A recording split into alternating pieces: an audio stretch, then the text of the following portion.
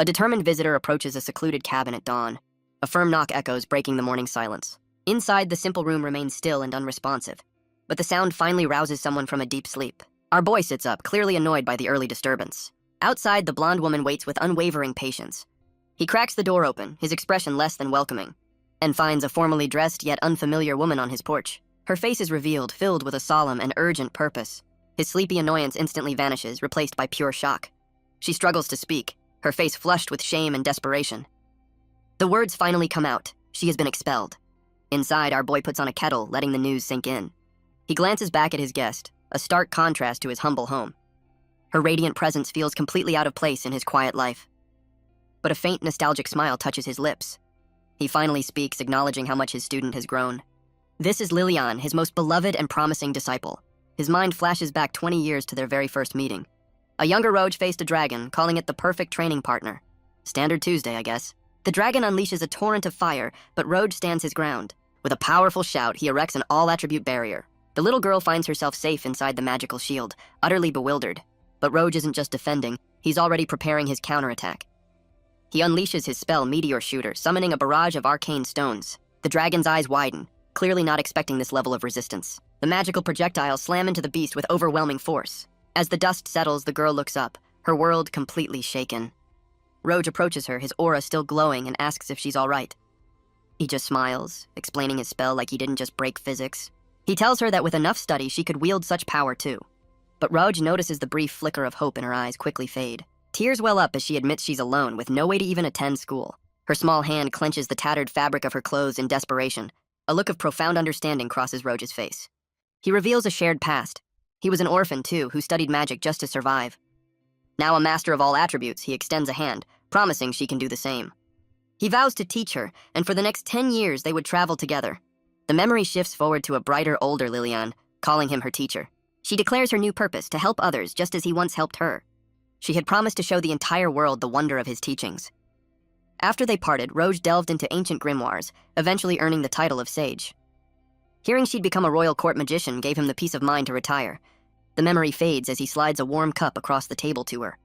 He finally breaks the silence, asking her to explain what expulsion truly means. She confirms her high-ranking position as a guardian of national magical items, but her expression falters, the story taking a much darker turn. She was dismissed by the second prince, a revelation that leaves Roge utterly stunned. He can't comprehend it. He knows her talent far surpasses his own. He probes for the cause, certain it's a mistake, though he seems to be enjoying this a little too much. Liliana admits there was no official reason given for her dismissal, but she has a sinking suspicion about what truly happened. She believes it's because she witnessed the second prince's affair. The story unfolds. Prince Thrush is engaged to a duke's daughter, but Lilian accidentally stumbled upon the prince's secret rendezvous. To silence her, he had her fired, promoting his fiancée in her place. Roge's deadpan expression says everything about this royal mess. She can't believe her career was ruined for such a petty, personal reason. The faint amusement on Roge's face vanishes, replaced by cold focus. Overwhelmed by the injustice, she finally breaks down in tears. He questions the very structure of the kingdom, finding her dismissal completely unreasonable. But he quickly sets aside his anger, focusing on how to help his disciple. He offers a simple solution, to go on an adventure just like old times. The suggestion catches her completely off guard, her tears stopping instantly. Roge smiles, reminding her of the 10 years they spent traveling and laughing together. Lilian is left speechless, overwhelmed by the nostalgic and heartfelt offer. For a moment, the warmth of their shared past fills the humble cabin. But then, Roge's smooth proposal hits a sudden internal speed bump. He realizes he's a 40-year-old asking a young woman to travel with him. Awkward. He assumes a successful 25-year-old woman would never agree to such a thing. His mind spirals, imagining her rejecting him with brutal, soul-crushing honesty. But her actual response leaves him utterly speechless. She confesses she's been dreaming of traveling with her teacher once again. Still in disbelief, he points to himself, asking if she's sure about this. Lilian firmly corrects him. He's not a dreary old man, he's a cool one. The compliment washes over him, a golden wave of pure validation. He's so moved he's on the verge of tears, thanking her for the kindness. She reaffirms her devotion, declaring he'll always be the most important person to her. With their new adventure set, she reaches into her bag for something important. An ancient grimoire flies open, its pages humming with forgotten power.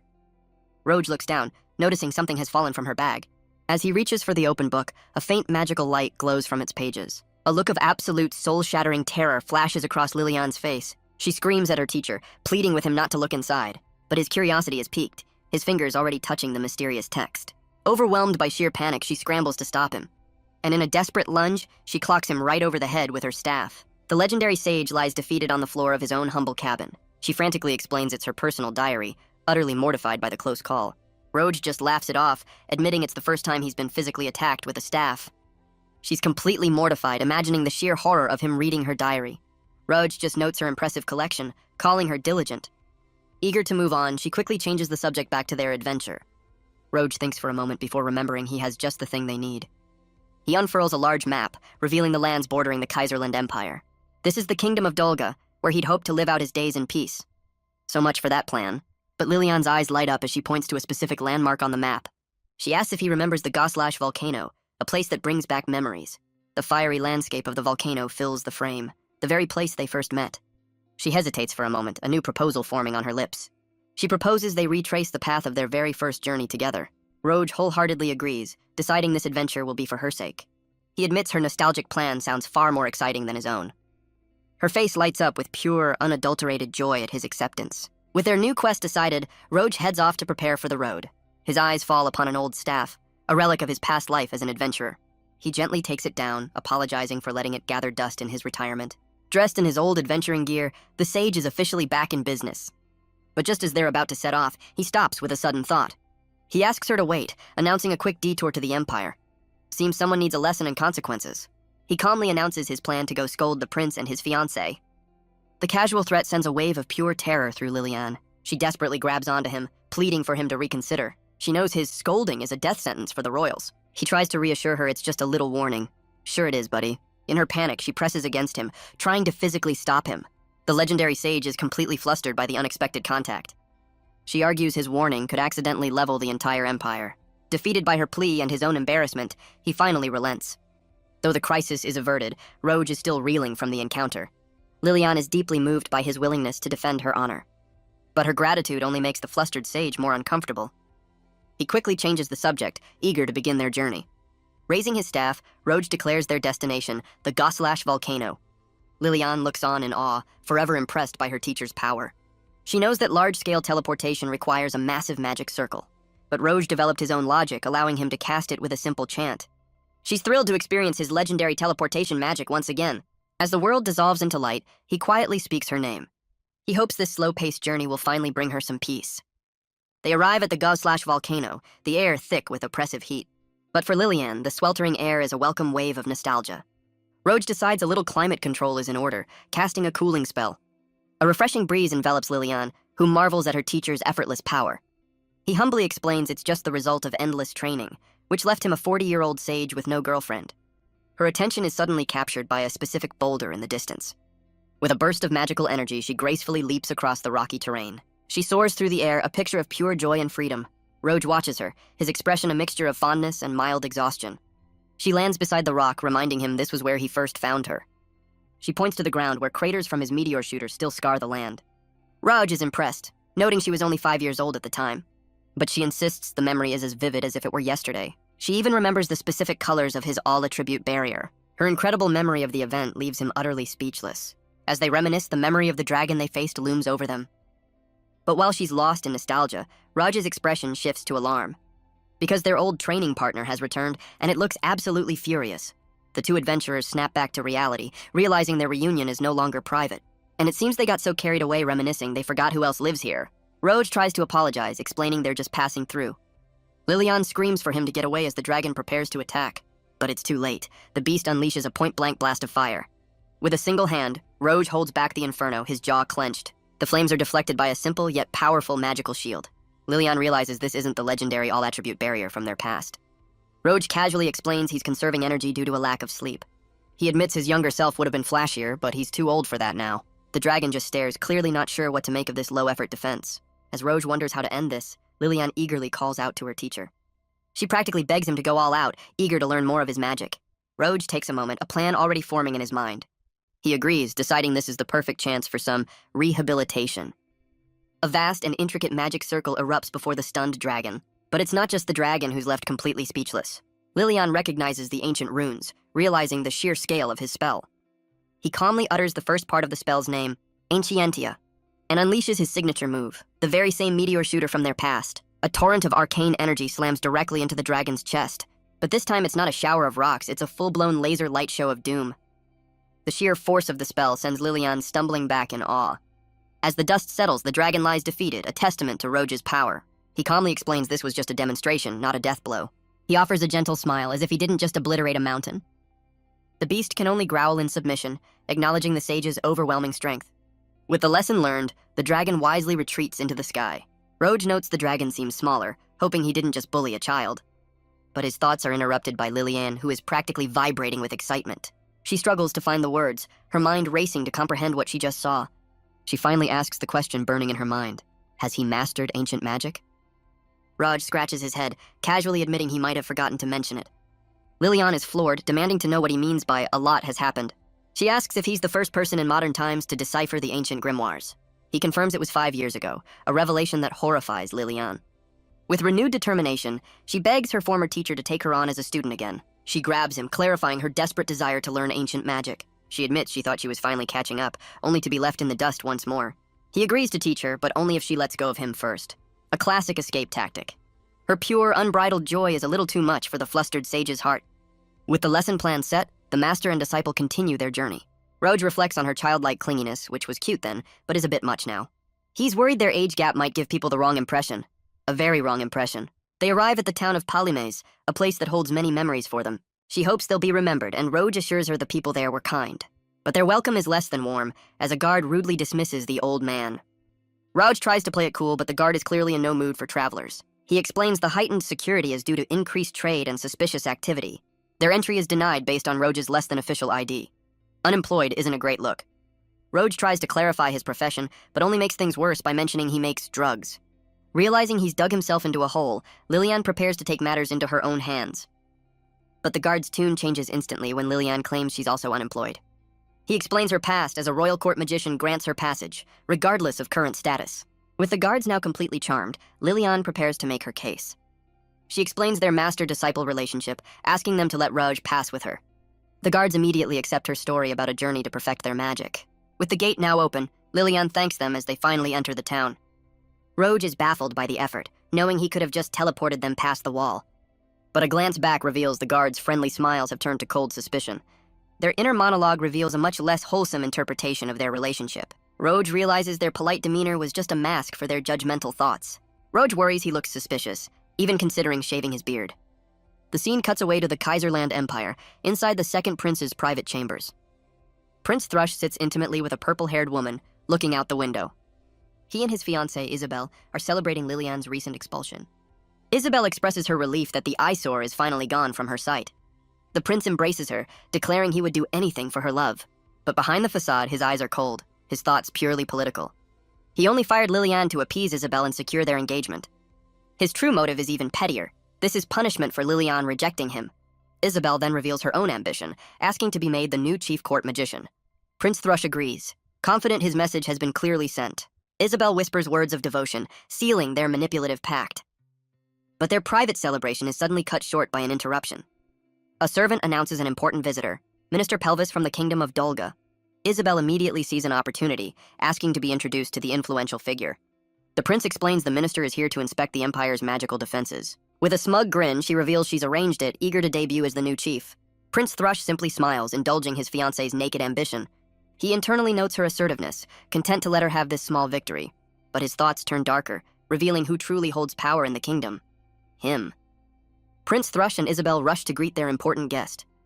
The visitor, Minister Pelvis, acknowledges the prince with a knowing smile. After a formal welcome, Pelvis's gaze shifts to the woman beside the prince. He seems momentarily confused, as if he was expecting someone else entirely. Isabel steps forward, introducing herself with a dramatic, rose-filled flourish. The prince proudly presents her as his fiancée and the new chief court mage. Minister Pelvis finds this development strange, a detail that doesn't quite add up. He notes that the reputation of the Empire's chief mage preceded her. But the name he recalls is Lilian, forcing the prince to invent a lie about her retirement. Pelvis laments the loss of such a talent, a comment that clearly irritates Isabel. Isabel smugly accepts the title, promising a performance worthy of her new rank. Minister Pelvis offers a polite apology, masking his true thoughts on the matter. The prince leads them to a vast chamber, revealing the Empire's massive golem army. Pelvis looks on, genuinely impressed by the sheer scale of their military might. Prince Thrush boasts that each golem can wield magic of every known attribute. He explains their tiered system, with larger golems handling all-ground combat. Pelvis offers his praise, but the prince internally scoffs at the minister's awe. He continues his intimidation, mentioning even larger 55-meter golems at the border. With a sly grin, the prince puts Isabel on the spot, asking for a demonstration. She eagerly accepts the challenge, ready to prove her power to their guest. Isabel places a hand on the golem, channeling her magic into its core. Minister Pelvis continues his polite praise for their impressive military might. But his words strike a nerve when he credits the king and the first prince. Prince Thrush's smile tightens, his silence speaking volumes. He clarifies that with his father ill and brother away, he made the appointment. With a chilling smile, he reminds the minister who's currently running the show. Pelvis offers a simple, almost patronizing acknowledgement of the prince's claim. The prince quickly smooths things over, accepting the minister's feigned apology. But Pelvis's internal thoughts reveal he sees the prince as a difficult, arrogant youth. Their tense exchange is cut short as Isabel announces her preparations are complete. Minister Pelvis looks on with keen interest while the prince smirks confidently. Isabel begins her demonstration, commanding the massive golem with a simple gesture. The automaton responds instantly, raising its arms with surprising precision. She basks in the minister's apparent awe, her performance going exactly as planned. But Pelvis's sharp eye catches a detail, asking about the intricate magic circle. The prince quickly intervenes, hiding Isabel's ignorance behind classified information. Pelvis plays along, offering more praise while the prince accepts it graciously. With the demonstration seemingly over, they prepare to discuss more formal matters. But the guard's calm demeanor shatters as they notice something terribly wrong. The golem's eye glows with a menacing light, its movements no longer controlled. The guards scream in terror, urging Minister Pelvis to get back at once. The prince and Isabel are frozen in shock, while Pelvis remains utterly confused. As the golem's hand descends, Pelvis calmly asks what the rush is about. So much for diplomatic immunity. Later, the prince tries to downplay the incident, calling it a little accident. He furiously reminds her that only Pelvis's quick-thinking servants prevented a disaster. Isabel argues it was a minor miscalculation, but the prince knows they were one step away from war. Losing his patience, the prince silences her with a sharp stomp on her foot. He grabs her, questioning if she's ever handled national defense magic before. He accuses her of letting Liliane handle all the real work, a truth that hits her hard. Utterly humiliated, Isabel can only tremble in silence, her arrogance completely shattered. Isabel desperately tries to defend herself, but the prince silences her. His anger gives way to pure panic as he realizes his entire scheme is at risk. Meanwhile, back in Palim's, Liliane's attention is captured by something new. She's completely mesmerized by a stall selling a popular drink called tapioca. With childlike excitement, she rushes off to try it, leaving Raj behind. He realizes her demanding job left her completely out of touch with modern trends. Roj takes in the bustling town, noting how much it's changed over the years, but his quiet reflection is interrupted by Liliane's return. She's clearly not a fan of the chewy drink, her face a mask of pure disgust. As she happily skips away for ice cream, he sips the drink, amused by her childish side. But his brain short-circuits, realizing he just committed an indirect kiss. His panic is interrupted by Liliane, who happily returns with ice cream for them both. Now it's her turn to blush. Worried people will think they're on a date. And from a distance, a woman's thoughts confirm their worst fears. Her voice suddenly cuts through their awkwardness, calling out to them. The scene shifts to the local adventurers guild, a familiar haunt from their past. Inside, they're greeted by an old friend, a woman named Sarah. She welcomes them with a warm, booming laugh, clearly happy to see them. Roj recalls she was once the guild's beloved receptionist who looked after Liliane. He's surprised to learn she's now the guildmaster, having taken over after the last one retired. Liliane jokes about the old guildmaster, unknowingly hitting Roj's age insecurity. Sarah asks about their plans, sparking a nostalgic idea in Liliane's mind. She eagerly proposes they take on a quest for old times' sake. But Raj feels out of place among the guild's much younger adventurers. Sarah and Liliane quickly reassure him, insisting the sage is always welcome. The master and disciple share a quiet, thoughtful moment, the idea settling in. They approach the quest board, a familiar sight from their shared past. Liliane's eyes light up as she spots the perfect nostalgic mission. Sarah leans in, curious to see what has caught her friend's attention. It's a simple, ranky goblin subjugation quest. You know, for old time's sake. Sarah points out it's just a beginner's quest, but Liliane is perfectly fine with it. The guildmaster smiles, realizing it's because it reminds her of their very first mission. But a mischievous thought crosses Sarah's mind, leaving Roj completely puzzled. She leans in with a sly grin, asking if they'd be willing to do her a little favor. With a flick of her wrist, she points to a completely different request on the board. Their eyes widen as they read the new mission, a rank A cave dragon subjugation. The quest details a fearsome, crystal-covered beast known for its violent temper. Sarah explains with a weary sigh that the dragon has been terrorizing the local area. Roj accepts without a second thought, much to the guildmaster's utter disbelief. But Liliane just smiles, confident that for her teacher, this is just another Tuesday. Sarah can only laugh, admitting they're an extraordinary pair. As she prepares the official quest seal, other adventurers whisper in disbelief. But Roj is unfazed, eager to set out on their mission before nightfall. Their departure is cut short by an obnoxious shout from the entrance. A trio of adventurers bursts in, led by a cocky, red-haired swordsman. He immediately singles out Raj, demanding to know why an old man is here. Roj's polite smile falters as the young adventurer gets right in his face. He accuses Roj of ruining the guild's reputation and orders him to leave. Guess someone missed the memo on respecting your elders. Roj tries to politely excuse himself, chalking it up to youthful arrogance. But the arrogant trio isn't finished, blocking their path to the exit. But Roj's attempt to leave is cut short by a sharp command. The red-haired swordsman grabs Lilian, introducing himself as Loudboy. He offers her money, suggesting she ditch the old man for someone better. His proposal is met with a swift and brutal elbow to the stomach. Her eyes swirl with fury as she delivers a chilling warning not to touch her. The entire guild falls silent, watching the confrontation with bated breath. The once cocky adventurer screams in terror, completely unnerved by her reaction. It seems his unwanted attention has awakened a very dark and familiar trauma. Loudboy clutches his gut, trying to regain some semblance of dignity. But Lilian has already dismissed him, turning back to her teacher with a smile. Undeterred, Loudboy gets back in Roj's face, demanding his attention. He grills Roj about his relationship with Lilian and his age. The answer sends him into a fit of laughter, accusing Roj of being a sugar daddy. But a sharp voice cuts through the mockery, demanding silence. Lilian steps forward, her fist clenched, calling out his blatant disrespect. Roj can only watch as his disciple moves to defend him. She passionately declares that her teacher is a kind man whom she deeply respects. But then she turns on Roj, scolding him for being too passive. She's frustrated that he just stood there and let them mock him for his age. Overwhelmed by her fierce loyalty, Roj can only offer a flustered apology. He finally admits his true fear, that their age gap would make her uncomfortable. Lilian is taken aback, realizing his self-deprecation was all for her sake. The two quickly reconcile, their mutual respect overriding the awkwardness. But their heartfelt moment is completely lost on the fuming Loudboy. He interrupts, accusing them of getting lost in their own little world. He then turns to Sarah, demanding to know their destination. A sinister grin spreads across his face as he learns of their mission. With a new plan in mind, he turns back to confront the sage. He throws down a challenge, a race to see who can kill the dragon first, because that's a totally normal thing to do. His own companion tries to talk him down, reminding him of the monster's reputation. His companion agrees, figuring the quest can't be that hard if an old man got it. Loudboy turns to Lilian, vowing to defeat her teacher to prove his superiority. He sneers that chasing after an old man is a complete waste of her time. He then raises the stakes, declaring Lilian will be his prize if he wins. Real charming. But Lilian erupts, fiercely defending her master's honor and character. Later, Loudboy's party heads out, with him mocking those who blindly follow others. He scoffs that a weak master can only produce an equally weak disciple. They soon arrive at Zoda's cave, finding it swarming with low-level goblins. Loudboy smirks, preparing a simple spell he deems more than enough for the task. Back at the guild, Sarah explains the source of his arrogance. He's a nobleman's son, and his family funds the guild, which explains everything. She apologizes for the trouble, but they wave it off, ready to leave. But she asks them to keep an eye on the arrogant trio, fearing for their lives. Roj agrees, hoping the young adventurer's skill matches his ego. But Lilian can't understand why her teacher would help such a disrespectful person. They soon arrive at the cave, but something feels off. The entrance is strangely quiet, with no sign of the goblin horde. Lilian spots the reason. The goblins are all fast asleep. Or more accurately, they've been completely knocked out cold. She senses a faint magical trace, deciding to investigate the strange scene. Roj deduces that only an A-rank spell could have caused this level of incapacitation. As they venture deeper, Lilian's faith in her master remains unshakable. She casts a simple spell, summoning a gentle orb of light to guide their way.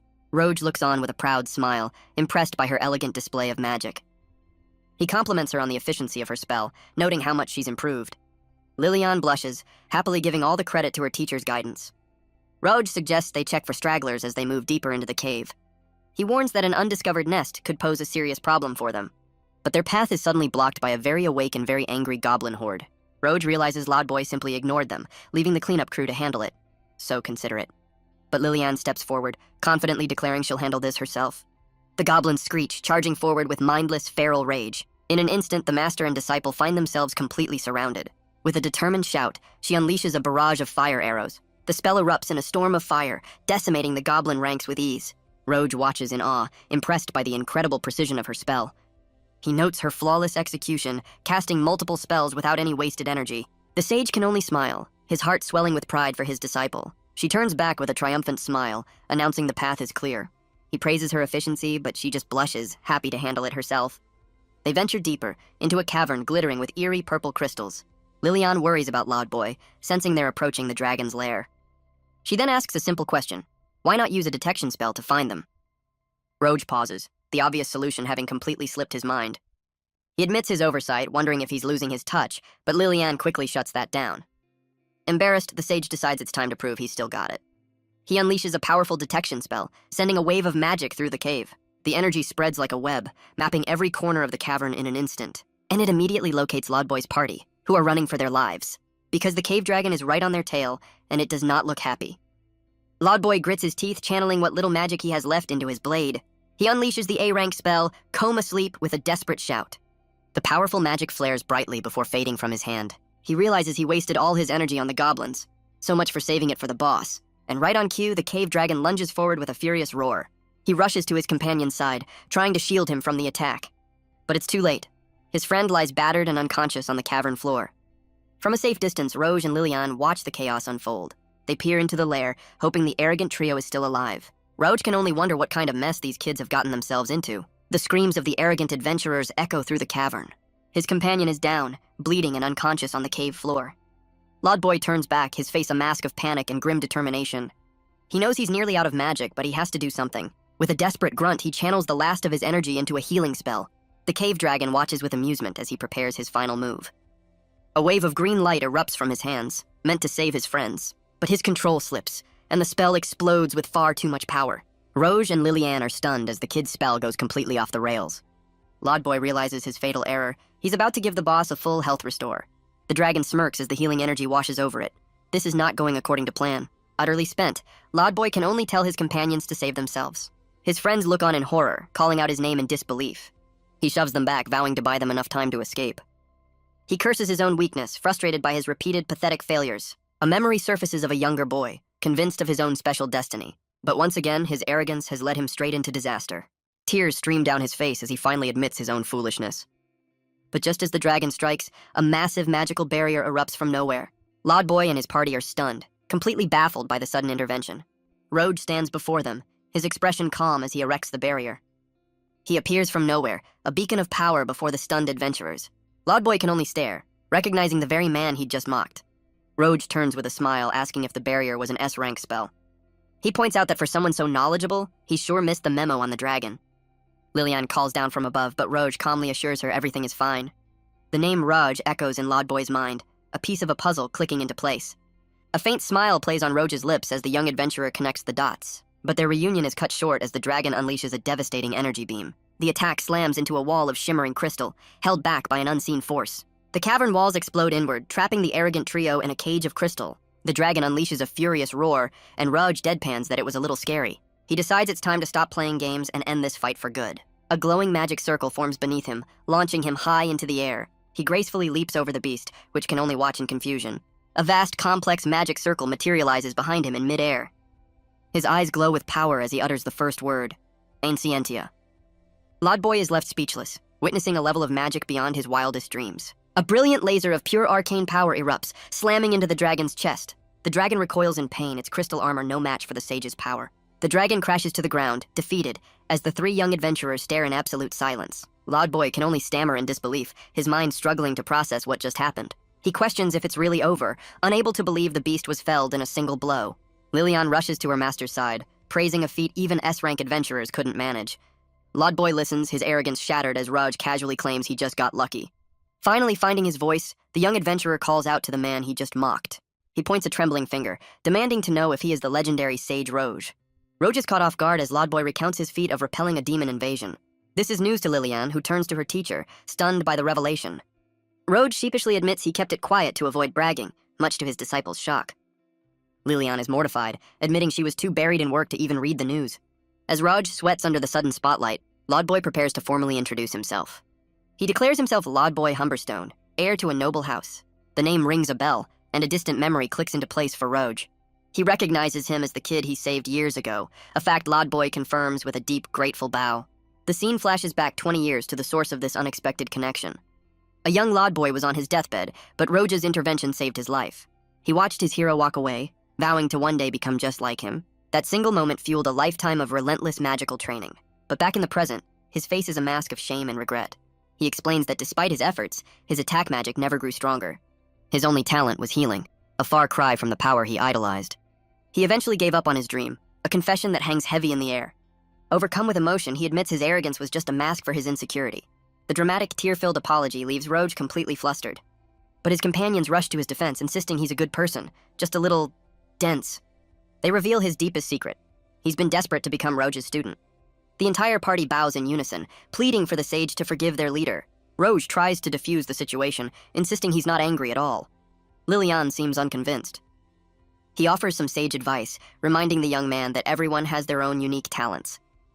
Roge sees potential in the young man's healing magic, suggesting a different path for him. He gives them a quick lesson on mana control, a lecture they seem to be taking to heart. Overwhelmed, Lodboy grabs Roge, vowing to follow him for the rest of his life.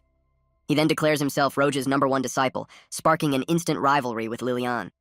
Roge sighs, realizing he's somehow just acquired a new, very loud apprentice. Later that evening, the group returns to the town of Paleems. News of the dragon's defeat has spread, and the entire town is celebrating. The adventurers who once doubted him now toast to his incredible victory. They all admit they pegged him as a washed-up old man. Gee, thanks for the vote of confidence. But Lilian isn't having it, fiercely defending her teacher from their backhanded compliments. Lodboy explodes, trying to teach the ignorant adventurers a lesson in respect. He proudly declares himself the sage's second apprentice, a title that earns him nothing but scorn. But Lilian quickly puts him in his place, scolding him for his newfound arrogance. From the counter, Sarah teases Roge about his growing fan club. Lilian reminds Lodboy that he's still on thin ice for his earlier behavior. He earnestly explains he only wanted to defend his new master's reputation. He mentions the demon invasion, a heroic deed that hits Lilian like a ton of bricks. The rivalry ignites as Lilian declares she knows the sage better than anyone. She then proceeds to list his most embarrassing secrets, much to Roge's horror. Sarah gleefully adds to the list, confirming the legendary sage's greatest weakness. Lilian clings to him, demanding he confirm her status as his #1 apprentice. She insists she's the most special to him, the one who truly understands him. Lodboy tries to calm her down, but she tearfully declares him second place. Roge realizes the truth as a companion confirms she's had 5 mugs of ale. As the chaos continues, Sarah leans in with a question she's been dying to ask. She bluntly asks what his relationship with Lilian really is. The question of whether they're a couple makes Roge spit out his drink in shock. He furiously denies it, reminding them he's practically raised her since she was 5. But the other adventurers point out that her feelings seem to have changed over time. Sarah explains that after all these years, it wouldn't be strange if she fell for him. Roge explodes, furiously denying the claim as disrespectful to Lilian. The others can only watch as the sage completely loses his composure. He can't wrap his head around it, having only ever seen her as a daughter. In his mind, she's meant to marry someone her own age, like Lodboy, but even that thought feels wrong, leaving him a mess of conflicting emotions. As the night deepens, the rowdy celebration finally comes to an end. Lodboy and his party are completely passed out on the guild floor. Lilian herself has drifted off, sleeping peacefully in a nearby chair. Roge gently drapes his cloak over her as a quiet calm settles over the room. He smiles, admitting to himself it's been ages since things were this lively. He notices her bag is open and decides to close it for her. But as he reaches for it, his eyes catch a glimpse of something inside.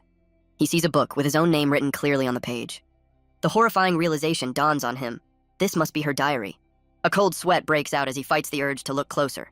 All the while, Lilian sleeps on, completely unaware of his internal crisis. He forces himself to look away, determined to respect her privacy. But fate intervenes as a book tumbles out, falling open on the floor.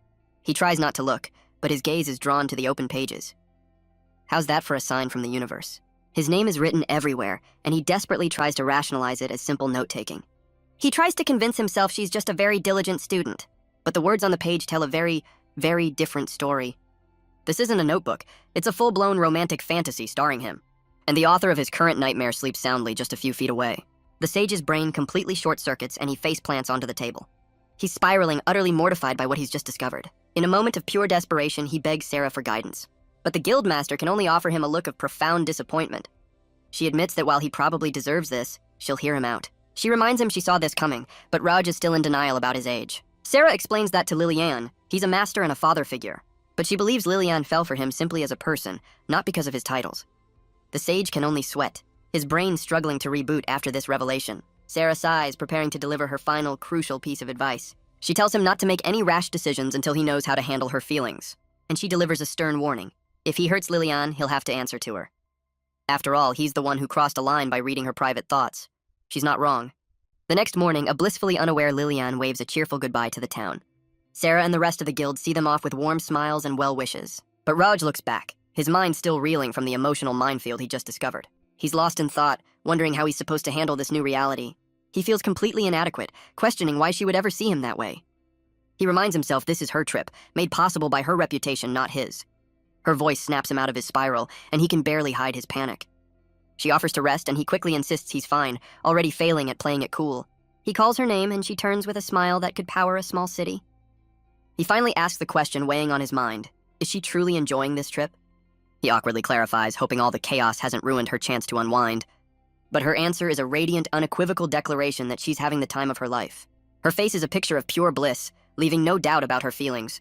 Her pure joy only deepens his confusion, leaving him lost in thought. He forces a smile, agreeing that her happiness is all that matters. But their close bond is a little too much for their new tag-along. Even Loudboy's own party members are surprised by his sudden change in attitude, because it turns out Loudboy has decided to join their journey, much to Lilian's fury. Roge decides to take it in stride, figuring he'll start with the basics for his new student. But Lilian is already having a hard time sharing her master's attention. She decides to show off, demonstrating a complex space storage spell. Both Roge and Loudboy watch in awe as she effortlessly manipulates the items. Loudboy is blown away, but Lilian humbly gives all the credit to her teacher. With a flourish, Lilian reveals a perfect picnic, leaving her companions speechless. Roge is flustered, realizing she's always prepared for his every possible need. She then presents her pièce de résistance, a special bread she calls Roge bread. A closer look reveals the bread is shaped like his face. Her diary is starting to make a lot more sense. Both Roge and Loudboy are completely horrified by this edible shrine. But Lilian is lost in her own world, basking in the glory of her creation. Roge forces a smile while Loudboy complains her affection is a bit heavy. As Roge eagerly reaches for the food, Lilian happily offers to serve them. She's thrilled they like it, already vowing to bake a life-sized version next time. He takes a bite, declaring it delicious, while Loudboy is still processing the situation. Loudboy takes a hesitant bite of the bread shaped like his new master. But he's immediately won over, while Roge feels like he's witnessing a very weird form of cannibalism. After their unsettling picnic, the group continues their journey toward Wakano Village. Lilian recalls visiting often, wondering how the villagers she knew are faring. But Roge's expression darkens, his words hinting at a grim possibility. His ominous tone leaves both Lilian and Loudboy completely confused. Without another word, Roge picks up the pace, urging them to hurry. He explains that something feels deeply wrong with the forest around them. The trees are blackened and dying, a corruption that wasn't here years ago. A horrifying thought strikes Roge as he realizes what this blight could mean. Roge's worst fears are confirmed as he identifies the source of the corruption. The air itself is thick with a deadly miasma, choking the life from the land. He can't understand how this could happen, a plague this severe so close to civilization. Inside, a group of medics argues over a difficult choice, containment or rescue. A man named Bernard is reminded of his duty as part of the kingdom's medical corps, but he argues their true purpose is to contain the miasma, saving everyone outside the village. He orders his subordinate, Constanze, to begin erecting the containment barrier. Roge rushes forward, trying to stop them before they seal the village off for good. The medics warn him away, but Raj quickly announces his authority as the sage. The name catches Bernard off guard, and Lilian introduces herself to add to their credibility. Roge steps forward, asking for details on the miasma and offering his help. Bernard explains the cause is a mystery. The plague simply appeared without warning. He describes its horrifying effects, a cellular decay that makes bodies crack and bleed. To make matters worse, he admits there's no known cure or counter magic. Lilian refuses to accept this, insisting they have to save the villagers now. But Bernard coldly dismisses her plea as unacceptable. He announces the palace's official decision: the village will be sealed off. The trio is stunned into silence by the brutal finality of his words. He repeats the order, leaving no room for argument. So much for due process. Once the barrier is deployed, he explains, entry and exit will be impossible for anyone. Roge grabs the medic, refusing to believe King Sieg would issue such a cruel order. He desperately pleads for just a little more time, certain he can find a solution. But Bernard explodes with rage, grabbing the sage and telling him to face reality. Lilian and Loudboy can only watch, stunned by the medic's raw fury. The other medics step in, defending their leader's impossible, heartbreaking choice. Bernard explains that he accepted this grim duty for a very specific reason. He roars that this is to protect everyone outside the village, including them. The weight of that responsibility hits Roge, silencing his protests for a moment. His disciples look on, the gravity of the situation finally sinking in. Just then, Constanza reports that the barrier magic circle is ready to be activated. But Roge's hand shoots out, stopping the medic with a desperate shout. He admits Bernard's logic is sound, but he simply cannot back down. He passionately declares that just as Bernard has a duty, he has one as a mage. Bernard listens, acknowledging that this is a long shot with no guarantee of success. Roge grabs him, pleading for him to understand that he can't just stand by and watch. He reveals his personal connection to the village, begging for just 10 minutes. The medic's resolve seems to waver as he considers the sage's desperate plea. Lilian steps forward, adding her own voice to the desperate request. She insists her master has cured countless impossible illnesses before. But Bernard snaps, reminding her this isn't a disease, it's a fast-spreading plague. But Lilian recalls something from an old magic book, a potential solution for her master. She suggests a form of ancient magic, a miasma protector, stunning the medics. Lodboy explains it's a lost art, capable of recreating impossible technologies. Lilian adds that as far as she knows, only Roge is capable of using it now. With a determined look, she insists it's a chance they absolutely have to take. The other medics join in, begging Bernard to reconsider for the villagers' sake. Bernard's fist trembles, his cold resolve finally beginning to crack. His own subordinate looks to him, her eyes pleading for him to listen. He turns to Roge, his voice filled with desperation, asking if he can really save them. Lilian and Lodboy beam with pride, their faith in their master never stronger. The other medics look to their leader, their hope rekindled by the sage's words. Bernard admits he has no idea if this will work, his voice heavy with doubt. But Roge roars back that he refuses to give up on the people inside. Moved by his conviction, Bernard finally relents, vowing to try everything he can. He gives the sage a strict time limit, exactly 10 minutes. Lilian and Lodboy celebrate the small victory as Bernard warns him not to be late. Without a second to waste, Roge unleashes the legendary Ancientia Protect spell. No pressure, of course. A golden aura envelops him as he channels the ancient, forgotten magic. Bernard stares in awe, feeling the intricate power of the protective barrier. With the spell active, Roge tells the medic to lead the way, ready to face the plague. Lilian tries to follow, but Roge orders her to stay put for her own safety. The female medic, Constanze, watches her leader with a worried expression. Lodboy confirms his team is on standby, ready to activate the barrier at a moment's notice.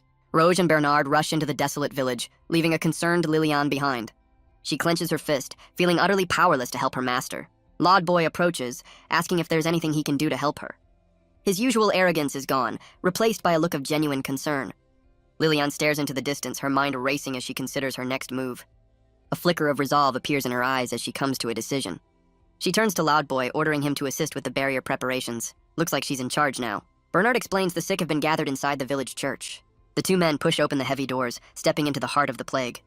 But nothing could have prepared Roge for the horrifying sight that awaits them. The entire church floor is covered with the bodies of the sick and dying. Their faces are covered in black lesions, their breathing shallow and pained. The miasma causes their very skin to crack and bleed, a truly gruesome sight. Bernard admits their medical efforts have been futile, only able to slow the bleeding. Roge leans in for a closer look, his mind racing to understand the plague's nature. He questions Bernard's theory, wondering why cellular separation would cause cracking. He realizes something is missing. The symptoms just don't add up. A sudden, horrifying realization dawns on Roge's face. He decides to use another ancient spell, a full diagnostic scan. A complex magical interface materializes, analyzing the patient's vitals. Bernard is stunned by the display, demanding to know what Roge has found. Roge explains it's a detailed report written in an ancient language. The scan reveals the true cause. Runaway nanomachines are destroying their cells. You know, just your average Tuesday. Bernard curses, completely lost on how to fight this unknown enemy. But Roge looks up, a newfound confidence in his eyes. He explains that if it's nanomachines, there's a specific counterspell. With a triumphant smile, he declares that they can save everyone after all. Roge focuses his power, uttering the words to another ancient spell. Nano Absorb. A wave of brilliant blue energy erupts from him, washing over the entire church. The energy seems to target the miasma, drawing it out from the villagers' bodies. Bernard watches in disbelief as the plague is literally pulled from the sick. Roge corrects him, explaining he's not removing miasma, but the nanomachines themselves. He gives a quick lesson on ancient tech, explaining their original, helpful purpose. But after centuries, he theorizes, their programming has gone completely haywire. Meanwhile, outside, Lilian recalls the first time she met her incredible teacher. She remembers it wasn't just childish admiration, everyone adored and thanked him. From the very beginning, she knew he was a hero who brought happiness to others. More than just a hero, she admits, he was the one who made her happy. This happiness was shadowed by a childhood fear of being abandoned again. Even now, she feels insecure, struggling to keep up with his incredible power. Her greatest fear has always been the day he would leave her behind. Now, being told to simply wait feels like a confirmation of her uselessness. All she's ever wanted is to be an equal, standing proudly by his side. But she worries that to him, she's still just a little girl following in his shadow. The thought of him walking away, leaving her behind, fills her with terror. Overwhelmed by her own feelings of inadequacy, she begins to break down. Lodboy, ever the gentleman, suggests a less emotional and more direct approach. Lilian stares back, her expression a perfect blend of annoyance and disbelief. She dismisses him completely, deciding it was a mistake to confide in an idiot. But Lodboy cuts right to the chase, accusing her of loving her teacher as a man. He calls her out, asking how she can deny it after writing so many fantasies about him. Lilian freezes, her mind going completely blank with the shock of being exposed. She stammers, demanding to know how he could possibly know about her private thoughts. He reminds her of the previous night, when she drunkenly read her diary entries aloud to him. In fact, she apparently ordered him to memorize the first 2 chapters. Talk about oversharing. The horrifying memory comes flooding back, and Lilian's brain completely short-circuits. She collapses in utter despair, convinced her life is officially over. Lodboy offers his own brand of wisdom, which is somehow worse than silence. But their argument is cut short, as Constanze points toward the village. The medics watch in disbelief as the dark miasma is pulled from the village. A swirling vortex of light now hangs over the entrance, a sign of the sage's power. Liliane's despair vanishes, replaced by stunned silence. Lodboy celebrates, his faith in the sage completely validated. But Liliane seems unimpressed by his cheering, her eyes fixed on the display. A small, knowing smile spreads across her face. She never doubted him for a second. Just then, Roge emerges from the village, calling out to his students. Constanze immediately approaches, asking for a report on the situation inside. Roge emerges with a triumphant smile, announcing he's removed the cause. The medics, led by Constanze, are completely floored by the news. The entire group erupts in a massive cheer, celebrating the impossible victory. But Roge quickly brings them back to reality, reminding them the villagers still need medical care. Constanze takes charge, ordering her team to the church to assist Bernard. Roge then turns to Lodboy, asking him to lend his aid as well. He explains that Lodboy's healing magic is the key to helping the exhausted medics. Eager to prove his worth, Lodboy accepts the mission, finally a chance to be useful. As the others rush off, Roge tells Liliane that she's coming with him. He reveals their work isn't done. They still have to find the monster responsible. As they venture into the corrupted forest, Liliane calls out to her master. She stops, suddenly wondering if she should have stayed behind with the others. She admits that at her current level, she feels like she's just a burden to him. Roge is stunned, asking why on earth she would ever think that. He presses for an answer, but she can only say it's just a feeling she has. But Roge turns the tables, insisting that he's the one who's being helped. He admits he's a bit drained after casting so many powerful spells in a row. He couldn't have been so reckless without her there, offering a sincere thank you. Liliane is left speechless, his words hitting her harder than she expected. Roge turns away, admitting she's the one who deserves thanks for always looking out for him. Liliane blushes, realizing how foolish she was for sulking over such trivial things. She leans against him, admitting to herself that she truly, deeply loves her teacher, and she wonders if it's selfish to hope he might one day feel the same way. But their quiet moment is shattered by a cracking sound from the darkened woods. A monstrous wolf with glowing red eyes emerges, its jaws dripping with blood. Liliane leaps into action, unleashing a powerful highest flame pillar. A vortex of fire erupts from her staff, engulfing the beast completely. The wolf snarls, trapped within the inferno of her devastating spell. The flames roar, cooking the monster where it stands. Well, that's one way to handle it. She watches with cold focus as the creature howls in its fiery prison. But the beast is shrouded in miasma, which begins to extinguish the flames. Liliane calls to her master, preparing a binding spell and asking for his support. She unleashes a steel rope spell, ensnaring the corrupted wolf in magical chains. Roge leaps forward, ready to cast the same spell he used on the villagers. He unleashes Ancientia Nano-Absorb, targeting the source of the beast's power. The wolf howls in agony as the nanomachines are forcibly ripped from its body. The sage floats above, drawing out the last of the corruption with ease. Teamwork makes the dream work, I guess. Later, back at the church, Roge explains the nature of the captured miasma. He holds up a vial, confirming this is the source of the nanomachine plague. Bernard agrees, taking the sample to study it, hoping to prevent another outbreak. Bernard admits he hasn't felt this useless since he was a rookie. Meanwhile, Lodboy is completely passed out from magical exhaustion. Constanze explains he gave her his mana until he couldn't even move. Bernard praises Roge, crediting Lodboy's sacrifice for healing the villagers. Roge just smiles, joking that the kid has certainly earned his dinner. Right on cue, one of the medics announces that the meal is ready. Liliane cheerfully drags the semi-conscious Lodboy off to eat. He looks thrilled. She calls back to Roge, but he seems lost in thought for a moment. Just then, Bernard approaches with an urgent message from the royal palace. He relays King Sieg's order. Find Sage Roge as soon as possible. Looks like our boy is in demand. Bernard explains the king had already planned to request Roge's assistance. He then offers a sincere apology for his earlier desperate actions. But his composure suddenly breaks, and he grabs the sage by the collar. The man's grip is tight, his face a mask of raw, unfiltered emotion. He confesses that he truly believed the entire village was doomed. Tears stream down his face as he offers a heartfelt, desperate thank you. Raj can only scratch his head, a little flustered by the sudden display. As the medic clings to him, a familiar face watches from the doorway. Liliane smiles, her heart swelling with pride for her incredible teacher. Inside, the church is filled with life again as the villagers finally receive care. Inspired by the day's events, Loudboy makes a bold declaration to Constanze. She points out his current state, completely paralyzed and being spoon-fed by a medic. He explains that after eating, he'll make his request, sharing a lesson from his master. He finishes his thought, declaring one should always do what they want to do. His simple, direct words seem to strike a chord with the young medic. But when he asks Roge and Bernard, he's met with a swift and brutal rejection. Bernard bluntly asks why he'd ever let a muscle-headed idiot join his ranks. His companions are shocked that a noble is being treated with such disrespect. But Loudboy refuses to back down, his determination unwavering. He quotes the sage's own words, arguing there's a place for everyone, even him. Loudboy declares he doesn't care if he's just used as a mana battery. He explains that joining the Corps is his way of following in his master's footsteps. He begs for a chance, his desperation clear as Roge looks on. But Bernard isn't impressed, stating that good intentions aren't enough for this job. He explains the harsh reality of their duties, from tracking miasma to combat. He tells the young noble to stop asking for handouts and take the official exam. The medic's outburst leaves Roge quietly observing how terrifying the man can be. Roge finally speaks up, reminding Bernard that Lord Boy has guts at least. Bernard misreads the situation, thinking Roge is trying to dump his new student on him. But Roge clarifies, simply asking that they give the kid a chance to get some experience. Roge practically begs Bernard, asking him to just show the kid the ropes. Liliane watches the exchange, her expression unreadable for a moment. Then, to everyone's surprise, she bows deeply, adding her voice to the plea. She defends Lord Boy, admitting he's a fool, but insisting his heart is in the right place. The young noble can only stare, moved by her unexpected support. Worn down by their passion, Bernard finally relents with a heavy sigh. Loud Boy is overcome with joy, his face a mask of pure, unadulterated shock. The other medics tease their leader, revealing his well-known weakness for passionate people. Roge and Liliane share a knowing smile, pleased with their successful intervention. She steals a quick glance at her master, sharing in the quiet victory. Roge can't help but laugh at the chaotic but heartwarming scene. Liliane, however, seems a little lost in her own thoughts.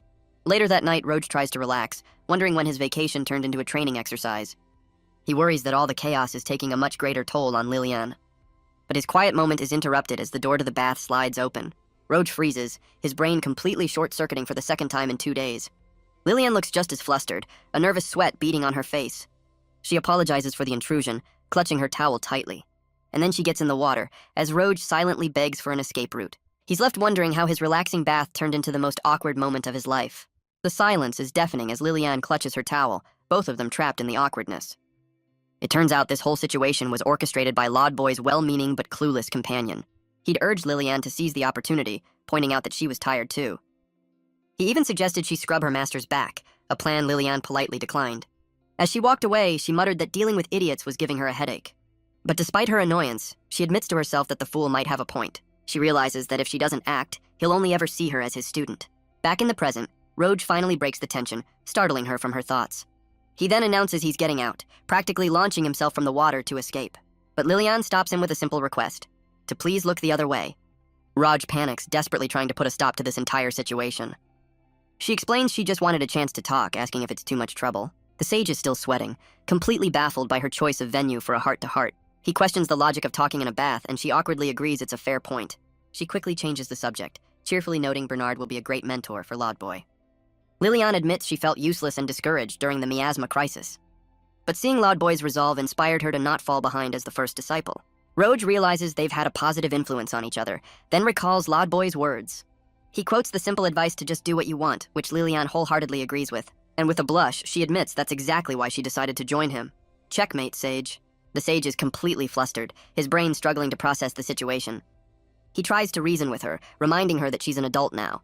She agrees, pointing out that she's not a child who needs him to look after her. As he tries to splash away, she begins to explain her feelings. She's been happy as his disciple, and even happier as his daughter. But with a deep blush, she admits there's something more she feels for him. Roge's mind goes completely blank, caught in the emotional crossfire. She leans in close, ready to finally confess her true feelings. But the moment is shattered by Lord Boy bursting in to offer his services. Talk about a mood killer. He's shocked to see Liliane, complaining that he missed his chance to join them. A wooden bucket to the face sends Lord Boy flying, so much for scrubbing his master's back. Roge scrambles to escape, announcing his hasty retreat as Liliane watches, mortified. He slams the door behind him, yelling for her to take her time. Smooth, Roge. Real smooth. Liliane is left alone, her confession cut short, and the romantic tension completely gone. A deep blush covers her face, a mix of embarrassment and lingering feelings. Outside, Roge clutches his head in despair while Lord Boy lies unconscious on the floor.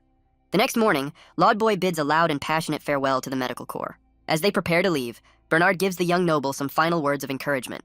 He then asks their destination, warning them that Zabelg is known for its anti-mage sentiment. But Liliane just smiles, seeing it as another adventure and a memory to be made. Roge asks Bernard to take care of his new student, but the medic says it's all up to him. As they walk away, Liliane gives Lord Boy one last loud warning not to cause trouble. Roge muses that it'll be lonely now, but Liliane bluntly calls it refreshing. Her ice-cold response leaves the sage completely speechless. He quickly backpedals, insisting he was only kidding. But she softens, admitting she'll miss her very first junior disciple. Just a little. Roge realizes that for all her complaining, she was the one who looked out for him the most. As they walk on, she explains she just didn't want her master to worry. The scene shifts to a memory, where where a young boy is praised for his incredible magical talent. That same boy is now a young man, hailed as the new emperor. He looks thrilled, doesn't he? The crowd roars, hailing the new Emperor Kialius, but his eyes are cold, devoid of any real celebration. An aide asks how to report a recent accident, but Kialius orders it buried. The man panics, worried about witnesses and reports reaching King Sieg. But the new emperor is unfazed, vowing to silence any inconvenient truths. Elsewhere, a man named Lord Treshan is summoned to the emperor's side. Meanwhile, in a grand library, Lady Isabel is asked to perform routine maintenance. Her subordinates try to explain the technical importance of the task. She understands the necessity, but is clearly annoyed by the menial labor. She snaps that it's a job for an underling, one Lilian used to handle. So much for leadership. Her subordinate explains that only the chief magician can handle such intricate work. Isabel snaps, complaining about her useless staff before agreeing to do it herself. She scoffs at the task, seeing it as mundane work beneath her station. Deciding to get it over with, she prepares to deploy her magic. But she's immediately overwhelmed by an ocean of complex magical circles. The sheer scale and complexity of the task leaves her completely stunned. She realizes it would take her days for a single golem and asks about Lilian's record. The answer is a humbling list of Lilian's impossible efficiency. Her subordinates can't help but praise Lilian's incredible talent. Awkward. Isabel's ego can't take it, and she furiously orders them to be silent. Isabel rationalizes that Lilian must have been cutting corners to be so efficient. She argues that with all the extra tasks they gave her, proper maintenance was impossible. With a final flourish, she declares the job done, trying to convince herself she's superior. Her subordinates can only exchange a silent, unimpressed glance. Yeah, they're not buying it. The scene shifts to a sunlit conservatory where Lord Treshan enjoys a quiet moment. Emperor Kialius approaches, offering a less than sincere welcome to his guest. Treshan calmly sips his tea, questioning the new emperor's sarcastic tone. Kialius wonders why he didn't just teleport, but Treshan claims the long journey was exhausting. The emperor explains that without a skilled mage like Lilian, such a feat was impossible. Treshan brings up her resignation, and Cialius confirms the official story of her illness. Treshan then asks if Isabel is a worthy replacement, but Cialius offers only silence. The emperor looks away, insisting there's no issue, but his avoidance speaks volumes. Treshan's cold, knowing gaze suggests he sees right through his brother's lie. He changes the subject, reminding Cialius that he was summoned for a reason. Cialius gets straight to the point, questioning why Treshan hasn't visited their dying father. Treshan dismisses the notion, coldly stating their father wouldn't want to see him. He explains that after their mother's death, their father only ever spoke to Cialius. The emperor's face falls, the painful memories clearly weighing on him. Treshan bitterly recalls being pushed aside as Cialius was chosen as the heir. Cialius's expression twists with rage, wishing his own father would just hurry up and die. Treshan turns away, coolly stating their father can now rest easy with Cialius on the throne.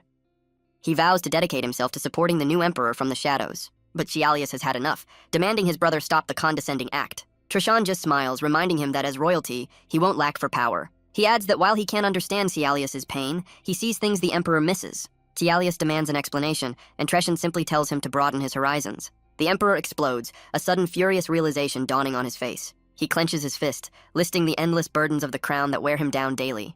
He reveals their parents' true wish, to free Treshan from this ugly world of politics. They wanted Treshan, the truly talented one, to live as freely as possible. Cialius recalls his mother praising his talent, only to dismiss it as useless for a royal. Treshan calls it a remarkable talent, a choice neither he nor their father was ever given. He points out that Cialius has the option to pursue magic and escape the throne. The suggestion leaves the young emperor completely stunned. But Treshan dismisses the idea, content with his life now that Cialius is emperor. With a final cutting remark, he turns to leave. He leaves his brother to stew in the silence and his own resentment. Cialius remembers how their mother doted on Treshan, her precious child. He slams his fist down, enraged by the memory of her praise for his brother. Alone, he's haunted by the pressure to use his power for the nation, a fate he never wanted. The memory cuts deep, his own mother turning Treshan away from his door. She insisted that Cialius's studies were far too important to be disturbed. Back in the present, the emperor collapses, broken by the weight of his gilded cage. Meanwhile, far from the palace, Lilian is practicing a new kind of magic. She unleashes a powerful ancient spell, the Ancientia Meteor Shooter. A massive magical projectile forms, ready to launch into the sky. Looks like someone's been studying rocketry. She struggles to maintain control, the immense power taking its toll. But the spell suddenly dissipates, the energy fizzling out into nothing. She sighs in frustration, admitting that another attempt has ended in failure. But Roge is quick to reassure her, praising her progress with this difficult magic. He reminds her that the ancient meteor spell is actually a missile. The closer it gets to the caster, the more unstable the mana becomes. Determined to succeed, Lilian prepares to cast the spell once more.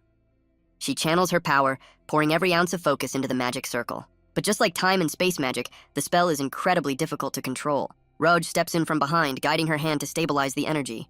He notices her sudden silence, calling out her name in confusion. But Lilian is completely frozen, her face a deep shade of crimson. Realizing he crossed a line, Roj practically teleports away with an apology.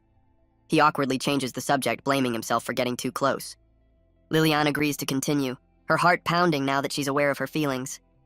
Roj panics internally, completely forgetting how to act normal around his student. They try to move past the awkwardness, cheerfully discussing their next destination. But their journey is interrupted as both begin coughing, the air suddenly irritating them.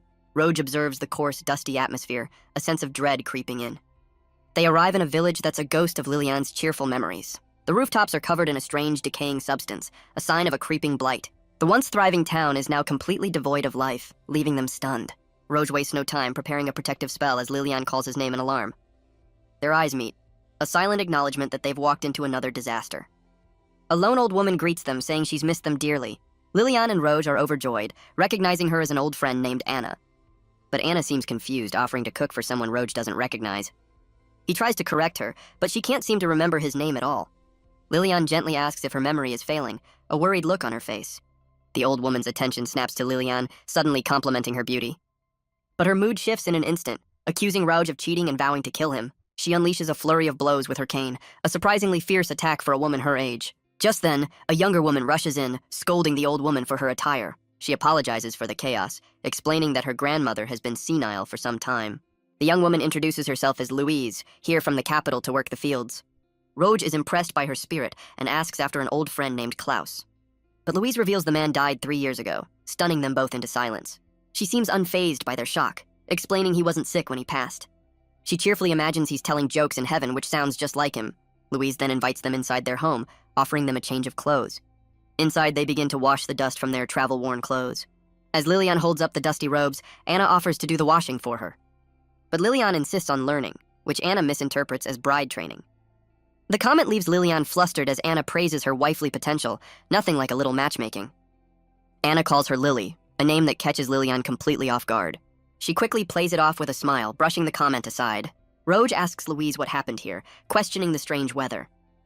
The young woman prepares to tell them the grim story of the village. She explains the sun disappeared 2 months ago, replaced by endless dust. To make matters worse, she says some villagers are blaming her grandfather. The duo is completely lost, asking her to explain the bizarre accusation. She reveals a suspicious group arrived just as the blight began. They claimed the weather was a curse from the ghosts of their ancestors, and for a small fee they offered to appease the spirits. Sounds legit. Louise passionately insists it's a scam, certain her grandfather would never harm his home. But the other villagers were desperate, willing to believe anything to fix the weather. She reveals the cemetery was desecrated, a grim detail that somehow sold the lie. She's convinced the scammers did it themselves, but the villagers are too scared to think. Roj can only think of his friend Klaus and the man he used to be. Anna clutches his hand, tearfully recalling Klaus's promise to protect the village. Roj and Lilian exchange a worried glance, wondering if they could have prevented this. Louise tries to comfort her grandmother, repeating that Klaus would never hurt them. But Anna just squeezes Roj's hand, telling him not to worry. Moved by her faith, Roj makes a solemn vow to help her and save the village. Anna's eyes well with tears, her grip tightening as Louise looks on in surprise. A memory surfaces of a young Klaus, declaring his profound love for this very village. He had promised to protect Anna and their home, even beyond death itself. It was in that moment that he had shyly asked for her hand in marriage. A younger Anna had accepted without hesitation, sealing their shared future. Klaus's face had lit up with pure, unadulterated joy at her answer. The memory fades, leaving only a framed photograph of the man he became. Now Anna can only stare at his picture, a lonely figure in a darkened room. Elsewhere, a large purple tent stands ominously on the outskirts of the village. Louise cautiously pulls back the flap, ready to confront the so-called curse removers. Inside, a man in ornate robes stands with his hooded followers, a self-proclaimed holy man. He coldly tells Louise not to disturb their prayers, his patience clearly wearing thin. But she fires back, calling them all scammers, which earns her a condescending dismissal. His smug expression falters as he notices someone else has entered the tent. Lilian steps forward, her gaze fixed on the so-called leader with cold determination. The man's composure completely shatters, his face flushing red at the sight of her. He introduces himself as Gregoire, suddenly trying to act suave and sophisticated. But Roj steps in, announcing that he's the one Gregoire needs to deal with. He introduces himself as a mage, asking if their group can truly see spirits. Gregoire scoffs, dismissing Roj as some old man clinging to a childish dream. Raj smirks, admitting that in his current attire he does look like a simple old man. But Lilian and Louise aren't having it, insisting science and magic can find the real cause. Roj steps in, cheerfully asking how long their prayers are supposed to take. He presses further, questioning how long they've known about this supposed ancestral anger. Gregoire coldly replies that they are simply praying for those who disrespect the dead. Roge then lays down a challenge. If he fixes the weather, will they return the villagers' money? The so-called holy man is left utterly speechless by the audacity of the offer. He grabs Raj, accusing him of blasphemy and questioning his authority. Gregoire shoves him back, threatening to sacrifice them if they don't leave immediately. He even promises divine punishment, which Roge seems less than terrified by. As they walk away, Roge muses that God's magic is likely just a fancy term. Liliane and Louise vent their frustration, agreeing the so-called holy man was incredibly annoying. But Roge's attention is suddenly caught by something out of the corner of his eye. He glances back toward the scammer's tent, a flicker of suspicion in his gaze. He spots a crate full of shovels, noting they're not exactly standard prayer equipment. Roge realizes this is their chance. The soil on those shovels could prove they're grave robbers. Later, Anna serves them a meager meal, apologizing for the poor harvest. Louise tries to reassure her, but Anna is heartbroken over the state of their village. Liliane's fond memories of the local food surprises Anna, who asks if she's from around here. Louise tries to remind her grandmother of Liliane, but Anna's memory fails her completely. Louise playfully jokes about her grandmother's failing memory as Roge laughs along. But Liliane finds it beautiful that even with her memory gone, Anna still remembers Klaus. Louise agrees, saying her grandfather loved Anna more than anything in the world. Curious, Liliane asks the old woman what she loved most about her late husband. Anna blushes, admitting it was his honesty, a quality Liliane finds incredibly endearing. She recalls that in all their years together, she only ever saw him truly angry once. The story begins with their son, who once lied about a magical beast attacking the village. The prank sent everyone into a panic, terrifying the children and causing widespread chaos. And though their son apologized, Klaus refused to forgive him for the cruel joke. Louise finds his reaction a bit childish, but Anna seems to have a different perspective. Anna asks Liliane to weigh in on her husband's seemingly harsh reaction. She explains that Klaus believed in never scaring people, no matter the reason. He knew that fear could leave emotional scars that might never truly heal. Louise finally understands the depth of her grandfather's principles. Anna smiles, absolutely certain her kind husband would never harm his own village. Louise is moved to tears by her grandmother's unwavering faith. Meanwhile, back at the scammer's tent, Gregoire's followers are getting nervous. But Gregoire scoffs, claiming mages are too arrogant to see the truth. He predicts Roge will just blame the problem on some random magical beast. With a smug grin, he plans to squeeze more cash out of the village before disappearing. What a stand-up guy. But their scheming is interrupted by an unexpected visitor, Anna herself. She recognizes Gregoire, remembering him as the son of a local troublemaker. Elsewhere, Roge suggests they get to the bottom of this dust problem first. Liliane begs him to drop the strange accent, and he sheepishly admits he was just role-playing. She gets to work, casting a spell to gather the mysterious particles from the air. Louise is amazed she can cast without a wand, but Liliane explains it's part of her training. Roge watches with pride, remarking that his student is already a master in her own right. He then casts his own spell, a diagnostic scope to analyze the sample. The results flash before his eyes, and his expression shifts to one of shock. He reveals the truth to a stunned Liliane. This isn't dust, it's volcanic ash. Louise is shocked, realizing the mist is actually made of tiny stone fragments. Roge asks about a nearby volcano, and Liliane confirms one exists, though it's far away. He connects the ash to a recent earthquake, a bit disappointed it's not a monster. You know, just your average Tuesday for these two. With the cause found, Roge says they just need to clean up the ash. But Louise has other plans, vowing to get the villagers' money back by force. She stomps off in a rage, and Liliane agrees her anger is completely justified. She adds that she'd be just as furious if anyone used her master's name in vain. Roge gets flustered, but Liliane clarifies that's not exactly what she meant. She looks at him with deep affection, admitting he has no idea how much she cares. Roge, ever the master of emotional awareness, just tells her they need to hurry. Anna lies on the floor, having been shoved aside by the so-called holy man. His followers panic, calling her insane and demanding she be removed. Gregoire's expression turns menacing, his patience clearly at its end. But Anna refuses to back down, ordering the scammers out of her village. One of the hooded figures steps forward, telling her she's the one who should leave. Gregoire argues that the villagers chose to give them their money. His followers grab the old woman, callously dragging her toward the exit. Gregoire decides he's had enough of her interference. He raises his staff, threatening to make her the first sacrifice to the spirits. He summons a massive water wolf ready to silence her for good. So much for divine punishment. The magical beast lunges forward, a torrent of water and rage. Anna struggles helplessly, caught between the two hooded figures. Tears stream down her face as she calls out her husband's name in despair. But before the attack can land, a massive plant shield erupts from the ground. The spell not only blocks the attack, but also ensnares the two followers. Gregoire is left speechless, wondering how his best magic could have failed. His followers spot the rescuer, Raj, now holding Anna safely in his arms. The sage's expression is cold, a silent promise of what's to come. Gregoire loses his composure, demanding to know how a simple old man stopped him. But his next spell is cut short as magical steel ropes bind him completely. Lilian stands over the fallen scammer, reminding him that her master is a magician.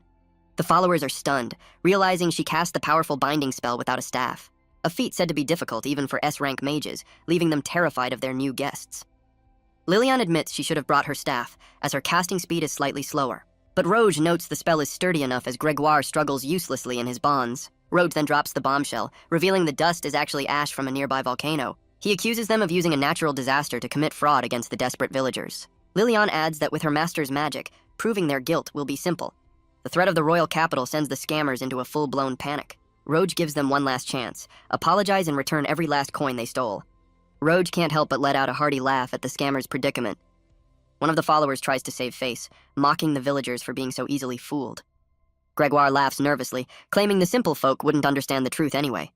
But his words fall on deaf ears as the furious villagers surround him, tools in hand. His smug expression vanishes as one of the villagers repeats his own words back to him. They agree they're not educated enough to understand his excuses, and no amount of explaining is going to calm their righteous anger. A final scream echoes from the tent as the villagers deliver some much-needed moral education. The scene shifts to a memory of what this village once was and will be again. A place of hard work and hope where people toiled under the sun for a better future. Gregoire, now dressed as a farmer, feels his heart has been cleansed by honest labor. The villagers ensure the scammers work off their debt, one harvest at a time. With a single spell, Roge restores the desecrated cemetery in a brilliant flash of light. Louise thanks them for everything, grateful to have her home and village back. Filled with new purpose, she runs off to tend the fields as Roge watches thoughtfully. He stands at a distance, observing Anna as she finally visits her husband's grave in peace. Later, Lilian approaches Louise, telling her she did an incredible job. She acknowledges how difficult it must have been to fight that battle all by herself. But Louise just smiles, saying she always knew they were bad guys. Lilian is amazed. She admits that at Louise's age, she was far more hopeless and lost. Lilian confesses she nearly went crazy from homesickness when she was away from her master. Louise is moved by her honesty, calling her truly admirable for her dedication. The young woman then decides to share a secret of her own. She reveals that since her grandfather's death, Anna's dementia has gotten much worse. Her parents, who work in the capital, suggested moving Anna there with them. But Louise knew her grandparents would never want to leave the home they built together. Lilian is stunned, realizing the heavy burden this young woman has been carrying. Louise clenches her fist, vowing to be strong and protect her grandfather's legacy. But her resolve wavers as she admits that Anna is gradually forgetting everything. She fears the day her grandmother will forget her, the farm, and even the man she loved. Tears stream down her face as she confesses her fear of the future. Lilian is stunned by the young woman's heartbreaking vulnerability. Louise admits she's just grateful that Anna's love for Klaus remains unshaken. Overcome with empathy, Lilian pulls her into a tight, comforting hug. As they stand together, Anna's voice calls out to Roge from the cemetery. She tells him that when he arrived, she truly believed Klaus had come back to life. Standing by the grave, she thanks him for bringing her a moment of impossible joy. Roge is left speechless, unsure how to respond to such a heavy confession. Anna asks what's wrong, but he quickly brushes it off, hiding his own emotions. She then calls him Klaus, asking what he wants for dinner. Well, this is awkward. Roge can only offer a flustered laugh, caught completely off guard by her words. The memory of Klaus lives on, a warm smile captured in a sunlit photograph. The next day, Louise and Anna see them off with a cheerful, heartfelt farewell. Louise promises them a feast of vegetables on their next visit, a promise Lilian happily accepts. The young woman's spirit is infectious, a bright spot in a village on the mend. As they ride away, Lilian reflects on the beautiful love story between Klaus and Anna. She admits she longs for that kind of trusting relationship, catching Roge by surprise. Roge then brings up the inevitable, reminding her that she'll get married someday too. He jokes that he'll be lonely when she does, trying to lighten the mood. Way to make it about you, Sage. But his comment is met with a sudden, sharp glance from his disciple. Her face flushes, a silent rebuke for his thoughtless words. Roge immediately realizes he's stepped on a conversational landmine. He's still trying to process her confession, yet keeps saying the wrong thing. But she blames herself, knowing she was hurt by her own expectations. An uncomfortable silence hangs between them as they walk on. Lilian finally breaks the tension, realizing it's been 2 months since they left. Roge can only hope their former companion hasn't been kicked out yet. The scene shifts to the grand royal capital of the Dolga Kingdom. We arrive at the Royal Medical Corps headquarters, inside the commander's office, where Bernard is currently struggling with his formal attire. Fashion is pain, apparently. Bernard tells his new apprentice to stop complaining, his focus already on the lab results. Lodboy argues he's been working non-stop, but Bernard offers a very sharp rebuttal. He dismisses a mountain of paperwork, prioritizing the anti-miasma vaccine above all else. The young noble is left stunned, realizing his new mentor is a far cry from the easygoing sage.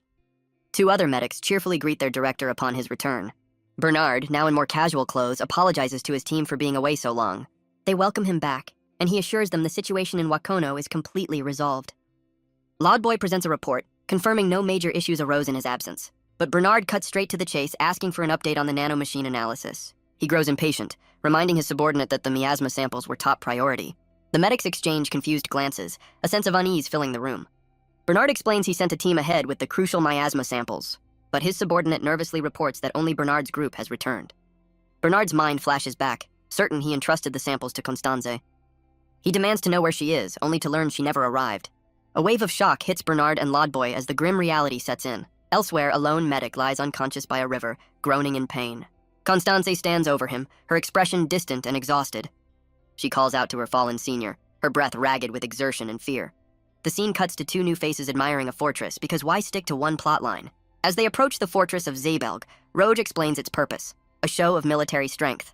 Inside, a knight in imposing armor scoffs at the audacity of a mage entering his domain. Roge reminds Liliane that this is a training ground for knights, a group not exactly fond of their kind. Flanked by his men, the knight leader gets straight to the point. They don't like mages. He accuses them of mocking the knights' hard work with their effortless, elitist ideology. But Liliane steps forward, shouting that he's completely misunderstood them. Roge panics, asking if they're being turned away, but the knight's answer is surprisingly gentle. He explains they were spotted from the watchtower and have been expected. Then, in a complete tonal shift, he throws his arms wide, welcoming Sage Roge home. Talk about mixed signals. Roge and Liliane can only stare, completely baffled by this bizarre turn of events. The knight snaps Roge out of his daze, demanding to know if he's the sage. He gets uncomfortably close, and a sweating Roge nervously confirms his identity. The knight vows that Roge will never forget his face, which is currently hidden by a helmet. Realizing his error, the knight sheepishly removes the cumbersome headgear. Roge and Liliane are left completely speechless by the face revealed underneath. The knight is a woman, one who claims she's thought of him for nearly 20 years. But Roge has absolutely no memory of her, a fact that does not go over well. She grabs him by the collar, furiously reintroducing herself as Ekaterina. As Roge's world spins, Liliane connects the dots to the legendary Seraphim Quartet, a group of 4 swordsmen said to be legendary knights of unparalleled strength. She proudly introduces herself as Ekaterina Mordred, daughter of the quartet's leader. One of the knights explains they're now a quintet, having added a mage 5 years ago. The memory finally clicks for Roge, who apologizes for not recognizing the little girl she once was. Ekaterina seems to accept his apology, but her focus quickly shifts to a new target. She turns on Liliane, condescendingly asking if she's ever going to stop following Roge around.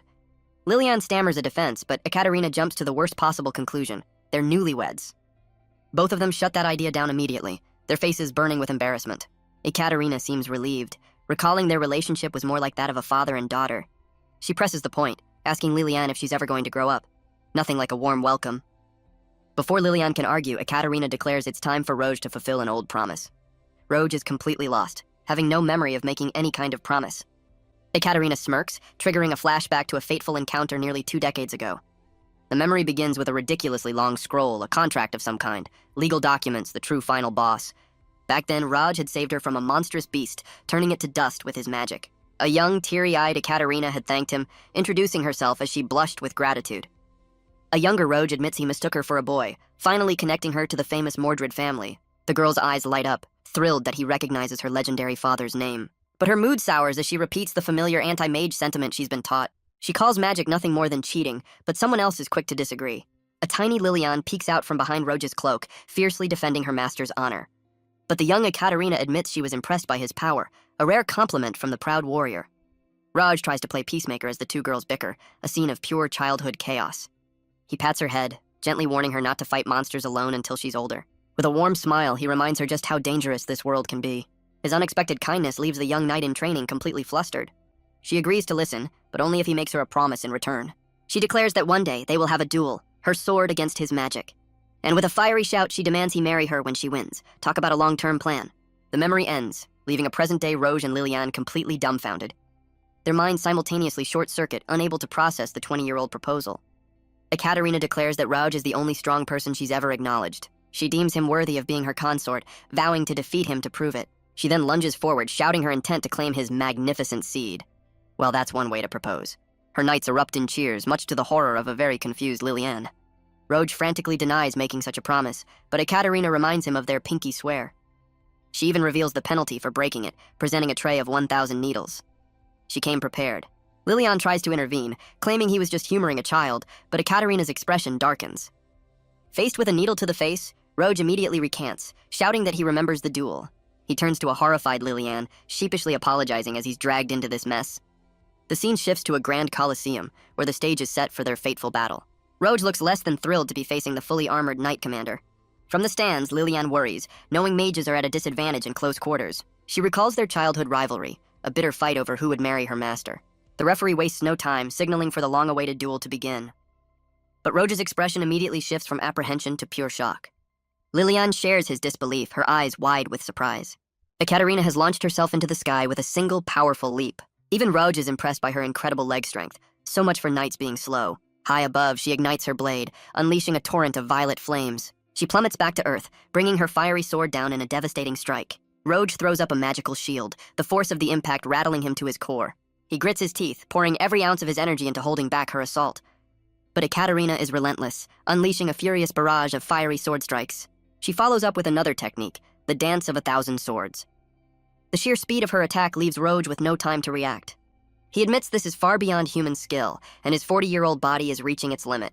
But the sage isn't done yet, preparing a powerful counterspell of his own. A flash of green light reflects in Ekaterina's visor as she senses the shift. Roge's magic erupts, clashing with her blade in a blinding explosion of power. The knight is caught completely off guard by the unexpected magical backlash. The force of the blast sends Ekaterina skidding across the arena floor. Roge can't help but be impressed, noting she barely managed to dodge that. From the stands, her knights can only stare in awe at the spectacle. Lilian is stunned, wondering if he used magic to outpace the commander's speed. She realizes Ekaterina's pure swordsmanship is on a level she can't yet comprehend. Ekaterina laughs, glad to see the sage hasn't lost his touch over the years. Roge just smiles, humbly claiming his old body is struggling to keep up. Yeah, right. But his next move is anything but humble, summoning a new kind of magic. A massive stone golem erupts from the ground, its fist slamming into the arena. Roge stands beside it, offering a sheepish, as if he just ordered the wrong thing. But Ekaterina has a counter of her own, shattering her heavy armor to pieces. Her knights are stunned, realizing she's about to reveal her ultimate fighting form. She sheds her armor, revealing a legend. Anyone who sees her like this is said to die. Roge and Lilian can only process one word, and it's not die. Now unburdened, she swings her massive blade with terrifying speed and grace. Roge looks up, sensing the shift in the battle as she prepares her next assault. Her eyes narrow with focus. The real fight is just beginning. She moves in a blur, but Roge uses a quick teleportation spell to evade her strike. With a wild grin, she unleashes her signature move, the Moonlight Shockwave. The dark energy slams into Roge, who is caught completely off guard by its power. Ekaterina roars in frustration, accusing him of running from a real fight. But Roge is done dodging, summoning an ancient power, the Ancientia battle gear. A colossal golden gauntlet materializes behind him, radiating immense magical energy.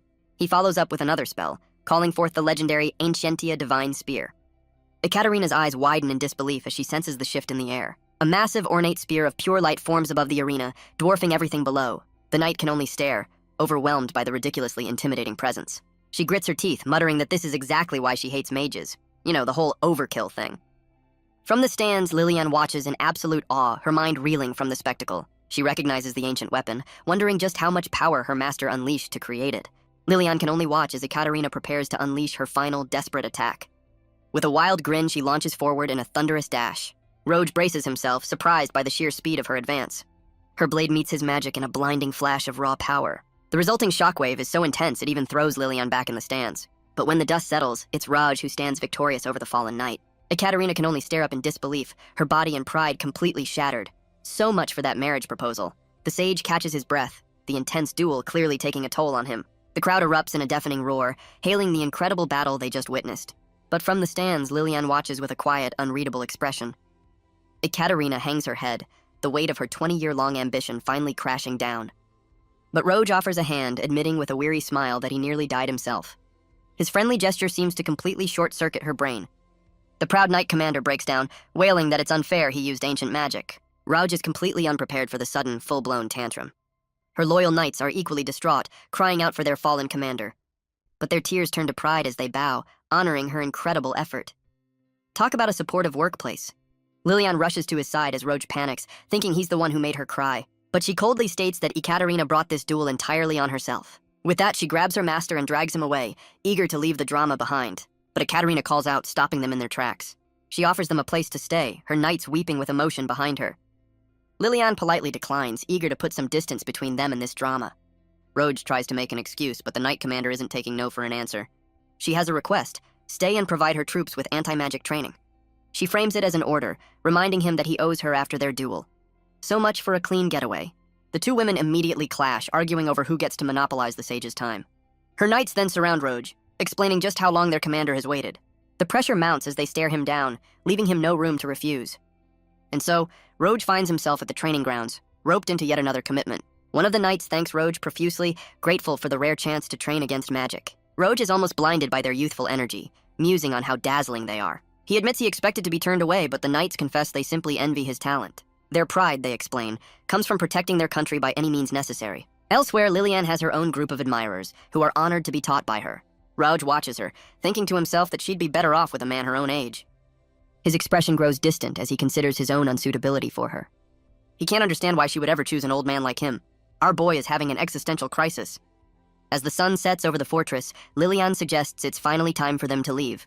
But Roj seems distracted by the sounds of training, lost in his own troubled thoughts. She reminds him they've been there for 4 days, suggesting it's finally time to leave. Roj admits the pressure is intense, but Lilian suddenly asks if he's always liked Ekaterina. She continues, praising the Knight Commander as a strong and reliable companion. The question catches Roj completely off guard, and he stammers for an explanation. Lilian's frustration boils over as she asks why he'd lead Ekaterina on when she so clearly adores him. Her pointed question leaves the sage completely stunned and at a loss for words, but her anger quickly fades to embarrassment, a deep blush coloring her cheeks. Raj can only manage a flustered apology, but their conversation is cut short. A red-haired knight grabs him, eagerly inviting him to her next training session. He's just that popular, apparently. But Lilian steps between them, declaring her master is tired and she'll take his place. The red-haired knight scoffs, telling Lilian she should focus on getting stronger. Ekaterina joins in, mocking Lilian's frail body, but the young mage fires right back. The two women turn their fury on the poor knight caught between them, a classic case of wrong place, wrong time. Deciding he's had enough of this, Roj grabs Lilian and teleports them both away. Ekaterina is left fuming, muttering about her disdain for magicians and their tricks. Later, Ekaterina asks how Lilian can be so confident, and the mage's answer is simple. She trains to be worthy of Roj. But the Knight Commander cuts deep, reminding Lilian that she still lost the duel. Lilian admits with a blush that her entire life has been dedicated to becoming like her master. Ekaterina claims to know Roj better, having watched his greatness from afar for years.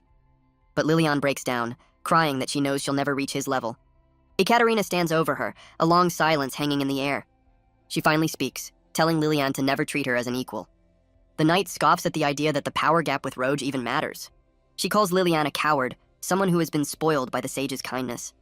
The verbal assault continues, accusing her of hiding in Roj's shadow and playing the victim. She grabs Lilian's chin, forcing the young mage to listen to her harsh truths. Ekaterina declares that unlike Lilian, she forges her own path and decides her own worth. She tells Lilian to wallow in her self-pity for all she cares. Someone's not a fan of pity parties. The words hit Lilian like a physical blow, leaving her speechless and trembling. But as the tears fall, Lilian admits to herself that every single word was true.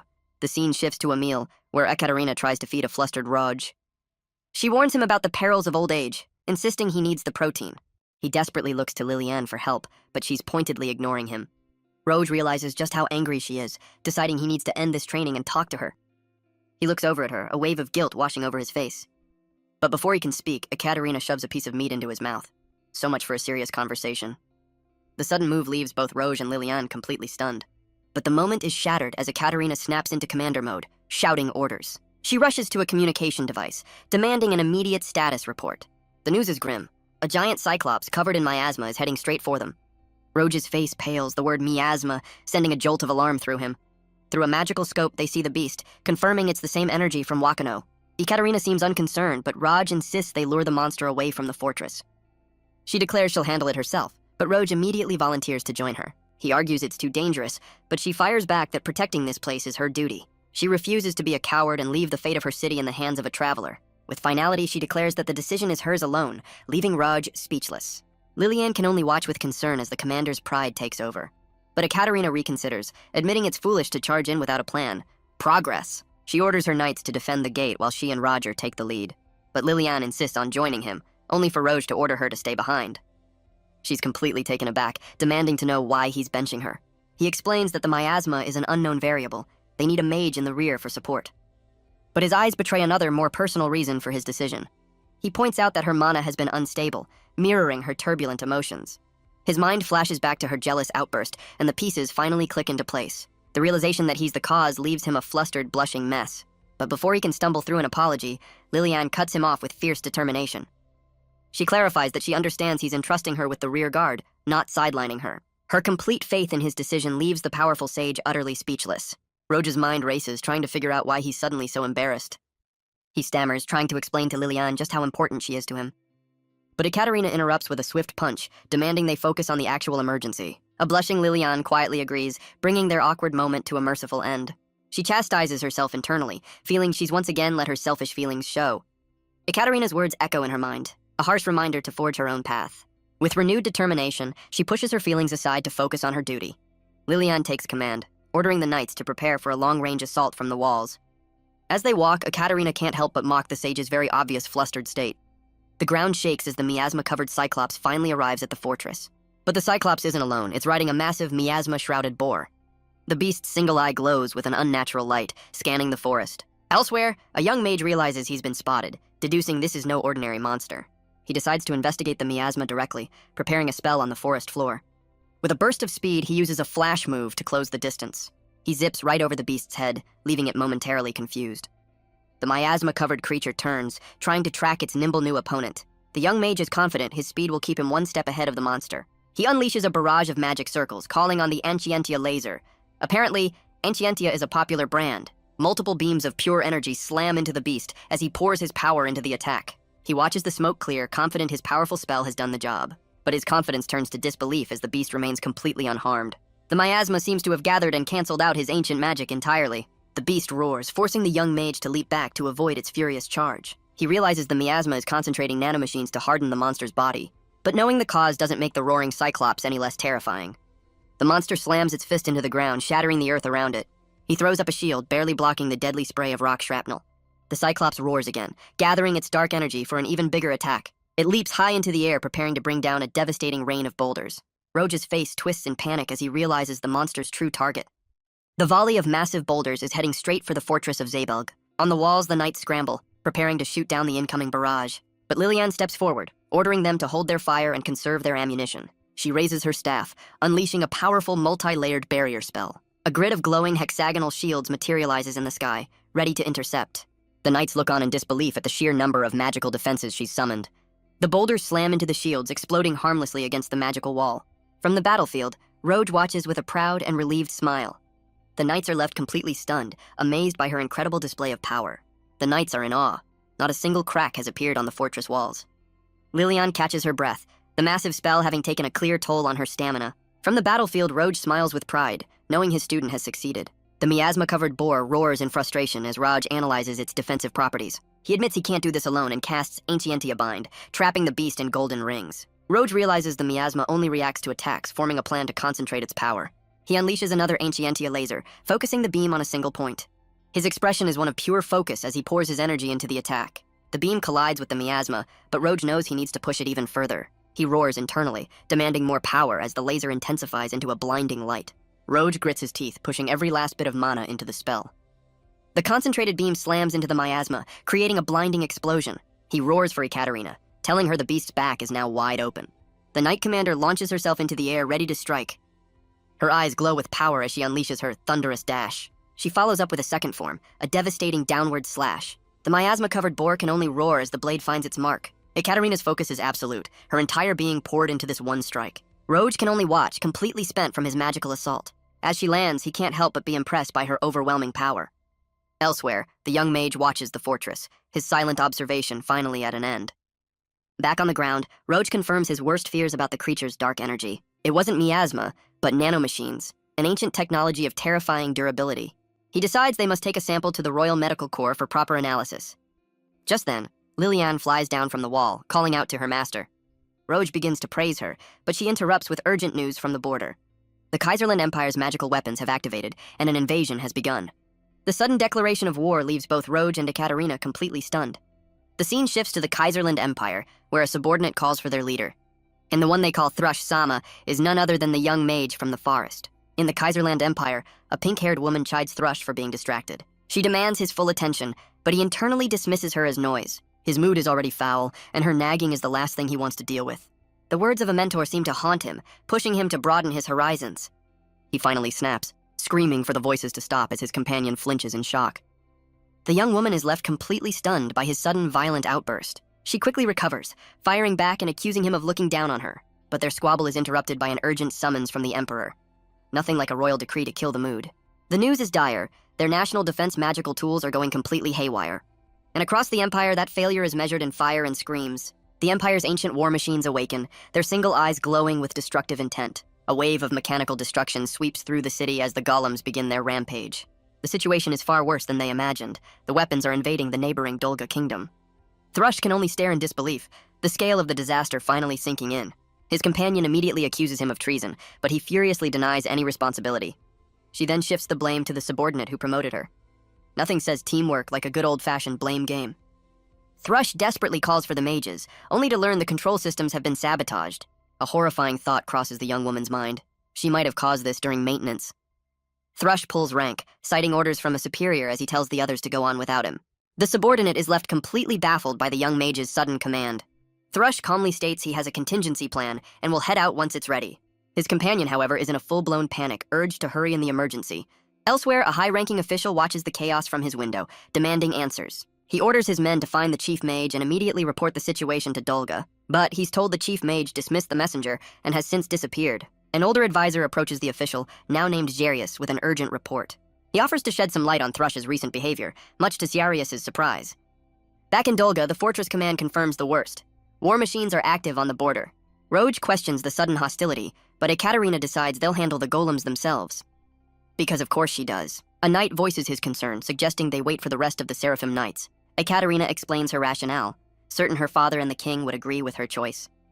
But another knight steps forward, telling them not to worry about the kingdom's strength. She declares with absolute confidence that they are strong and fear no magical weapon. Roge seems to understand, a small smile of relief on his face. He then volunteers to go to the capital, planning to use the royal family's magic for a barrier. Lilian is stunned as he explains this will buy them time to handle the golems. But she notices her master is sweating profusely, his breathing heavy and strained. She realizes with dawning horror that he must have exhausted his mana in the last fight. Later, Roge prepares to leave, telling her to rest, but she insists on taking over. Lilian watches him go, knowing he's the one who truly needs to recover. He gently pats her head, a silent gesture of trust and reassurance. Roge puts on a brave face, insisting this is when he must do his best for the people. Though worried, Lilian accepts his decision, placing her faith in her master once more. The scene shifts to the royal castle of Dolga, where the news has already arrived. The king questions the sudden betrayal from a nation that was once a trusted ally. He turns to his advisor, Pelvis, seeking answers in a rapidly escalating crisis. Yes, his name is Pelvis. The advisor speculates their true goal might be an ancient weapon hidden within the kingdom. The king scoffs at the idea, unable to believe the new emperor would be so foolish. Pelvis muses on other possibilities, even briefly suspecting a rogue prince's involvement. But when his guards ask for orders, the king remains resolute, trusting his knights to handle the threat. A guard bursts in, reporting that evacuations near the border have already begun. The king laughs heartily, filled with pride for his kingdom's swift response. But his expression hardens as he considers the threat of enemy cannons. Pelvis points out the grim reality. The king's mana can only shield half the capital. Worse still, their main force of mages is tied up at the border and can't return. Pelvis muses that now would be the perfect time for a certain sage to make a dramatic entrance. And right on cue, a pillar of teleportation magic erupts in the throne room. Talk about perfect timing. The royal guards panic, shouting to protect the king from the impossibly precise intrusion. One guard draws his sword, fearing an enemy attack, but the king recognizes the energy. The light fades to reveal Roge looking exhausted but ready for what comes next. Roge is completely stunned by the sudden change of scenery. The king wastes no time, grabbing him in a bone-crushing hug of relief. He declares Roge's arrival a miracle, taking full credit for it himself. After a quick briefing, the king agrees with Ekaterina's plan to defend the border. He confirms they need Roge's help and is told the magic circle is ready on the roof. As they head upstairs, Roge questions the motive behind Kaiserland's sudden attack. The king has no answers, leaving Roge to ponder the escalating crisis. But Pelvis interrupts, revealing a recent incident during his visit to the Empire. The word accident immediately puts Roge on high alert. The advisor explains he was attacked but kept it quiet to avoid an international incident. So much for diplomacy. The king demands answers, his patience clearly worn thin by the secrecy. Pelvis reveals his suspicions fall on Prince Thrush and the new head mage Isabel. The scene cuts to the very two people in question, sneaking through a dark alleyway. Thrush's composure shatters as he screams at Isabel to be quiet. He internally blames her for the entire disaster, his mind racing with panic. He knows that if her mistake is discovered, she'll face certain execution. A voice from his past urges him to do his duty, but he can only scream in defiance. Isabel finally snaps, calling him out for his selfish and unprincely behavior. Guess the honeymoon is over. The prince's face contorts in a mask of pure, unadulterated panic. His thoughts spiral, realizing his madness began the day he expelled Liliane. He wonders if his descent began the moment he chose Isabel as his fiancée. Or perhaps it was when he first felt the sting of inferiority, the gap between him and another. His mind drifts further back to the loss of his mother and the cold gaze of his father. The prince is left with one terrifying question. When exactly did he lose his mind? A fragmented memory surfaces, a fleeting glimpse of someone else's contentment, but it's drowned out by the memory of Isabel, who was never satisfied. And then there was Liliane, a constant, painful reminder of what he'd thrown away. His thoughts fracture, flashing back to the burning ambition that defined his fiancée. He remembers standing in his father's shadow, feeling small and insignificant. In the end, he was just a lost boy, unable to find his own way in the dark. His spiral continues, haunted by the simple, desperate desire to have been chosen. He stumbles back, completely lost in his own mind as Isabel looks on in shock. The prince collapses against the wall, the weight of his failures finally crushing him. He never wanted praise for his magic. He wanted someone to believe in his royal ambition. He blames everyone else, convinced they are the ones who made him into nothing. But Isabel has no time for his self-pity, demanding he snap out of it.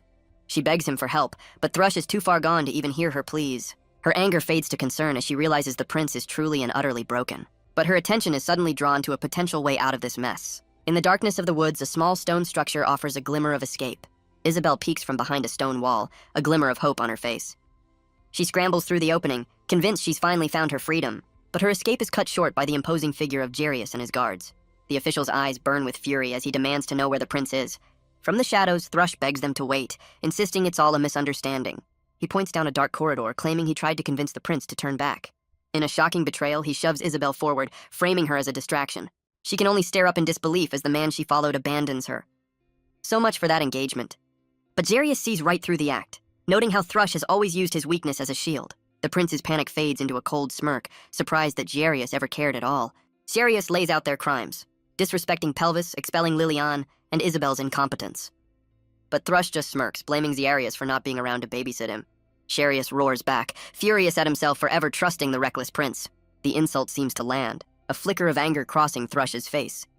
He quickly recovers his composure, taunting his overly serious brother. Isabel screams at him to shut up, not appreciating his cavalier attitude. Jarius explains the grim reality. A message has been sent, but war seems inevitable. A conflict of this scale could easily escalate into a devastating world war.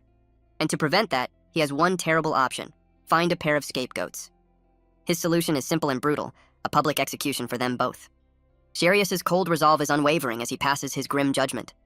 The sentence sends Isabel into a spiral of terrified denial, screaming that she won't die. With a simple command, he orders his guards to seize the condemned pair. But before they can move, the entire area erupts in a violent inferno. Isabel can only scream as the flames engulf everything around her. In the heart of the blaze, however, Thrush is completely calm. He stands untouched, revealing himself as the master of this fiery chaos. Well, that's one way to snap out of a funk. Even Jarius is stunned, forced to acknowledge his brother's incredible power. Thrush finally speaks, asking his brother to explain his cryptic past advice. He wants to understand what it truly means to broaden his horizons. Thrush accuses Jarius of never understanding, claiming he was chosen from the start. The prince's eyes burn with a desperate question. What is his purpose in this world? Jarius roars back, asking if this chaos is the meaning his brother was searching for. But Thrush's reason shatters, blaming their father for his mother's death and his own pain. His rage turns to pure jealousy, screaming that Jarius was chosen just for being the firstborn. He desperately tries to justify his actions, demanding to know what truly separates them. The guards can only watch in dismay as the royal family drama unfolds. Jarius looks down on him with pure disdain, calling him a disgrace to their family. As Isabel sobs in the flames, Thrush seems to finally realize the gravity of his tantrum. He resigns himself to his fate, thinking it's better if the whole world burns with him. Isabel sobs, terrified of ending up incompetent and useless. Her deepest fear is to be left unchosen, a thought that triggers a distant memory. The scene shifts to the past, where a young Jarius sits studying alone. He turns his head, sensing a quiet presence in the room. A voice calls out, telling a young Thrush there's no need to hide. The little prince timidly peeks out from behind the grand doors. Jarius pats his head, asking him to keep their meeting a secret from their father. The young Thrush admits he thinks his older brother is lucky to be heir to the throne, but Jarius confesses he's envious of his brother's freedom to play. The grass is always greener, even for royalty. Thrush then asks if studying hard will let him share his brother's burden. The young prince declares that if they share the burden, his brother can play too. The innocent offer leaves a young Jarius completely speechless. But Thrush realizes it's wrong to shirk responsibility, vowing to become king himself. He offers his brother a simple, heartfelt thank you for the thought. Sirius smiles, glad to have a brother he can one day rely on. The memory of that pure, simple moment fills the young prince with joy. But in the present, that memory only brings tears as Thrush completely breaks down. Sirius can only watch, his face a mask of frustration and regret. Reinforcements arrive, urging Sirius to fall back as the prince continues to sob. But Thrush suddenly snaps out of it, grabbing Isabel and making a run for it. So much for brotherly bonding. Sirius can only watch as his brother drags Isabel into the inferno. He roars in frustration, demanding to know what other chaos has been unleashed. A grim realization dawns on him. The Empire's anti-air cannons are likely active. Elsewhere, Thrush demands Isabel open a portal across the border. She panics, warning that a rushed teleportation spell could be a death sentence. But their pursuers are closing in, a young mage preparing to intercept them. Another young guard throws up a shield, blocking Thrush's fiery escape route. Isabel announces the portal is ready, their desperate escape plan complete. But the look on Thrush's face is no longer one of fear, but of cold intent. Back at the fortress, Lilian watches as enemy magic fills the sky. The invasion has begun. Ekaterina notes that Lilian looks exhausted, but the young mage brushes it off. The Knight Commander then offers a rare moment of gratitude for Lilian's defense of the fortress. Lilian humbly explains she was just inspired by Ekaterina's own determination. The commander seems to accept this, acknowledging that giving one's all is part of being human. On the horizon, the mechanical army of Kaiserland advances, a tide of steel and magic.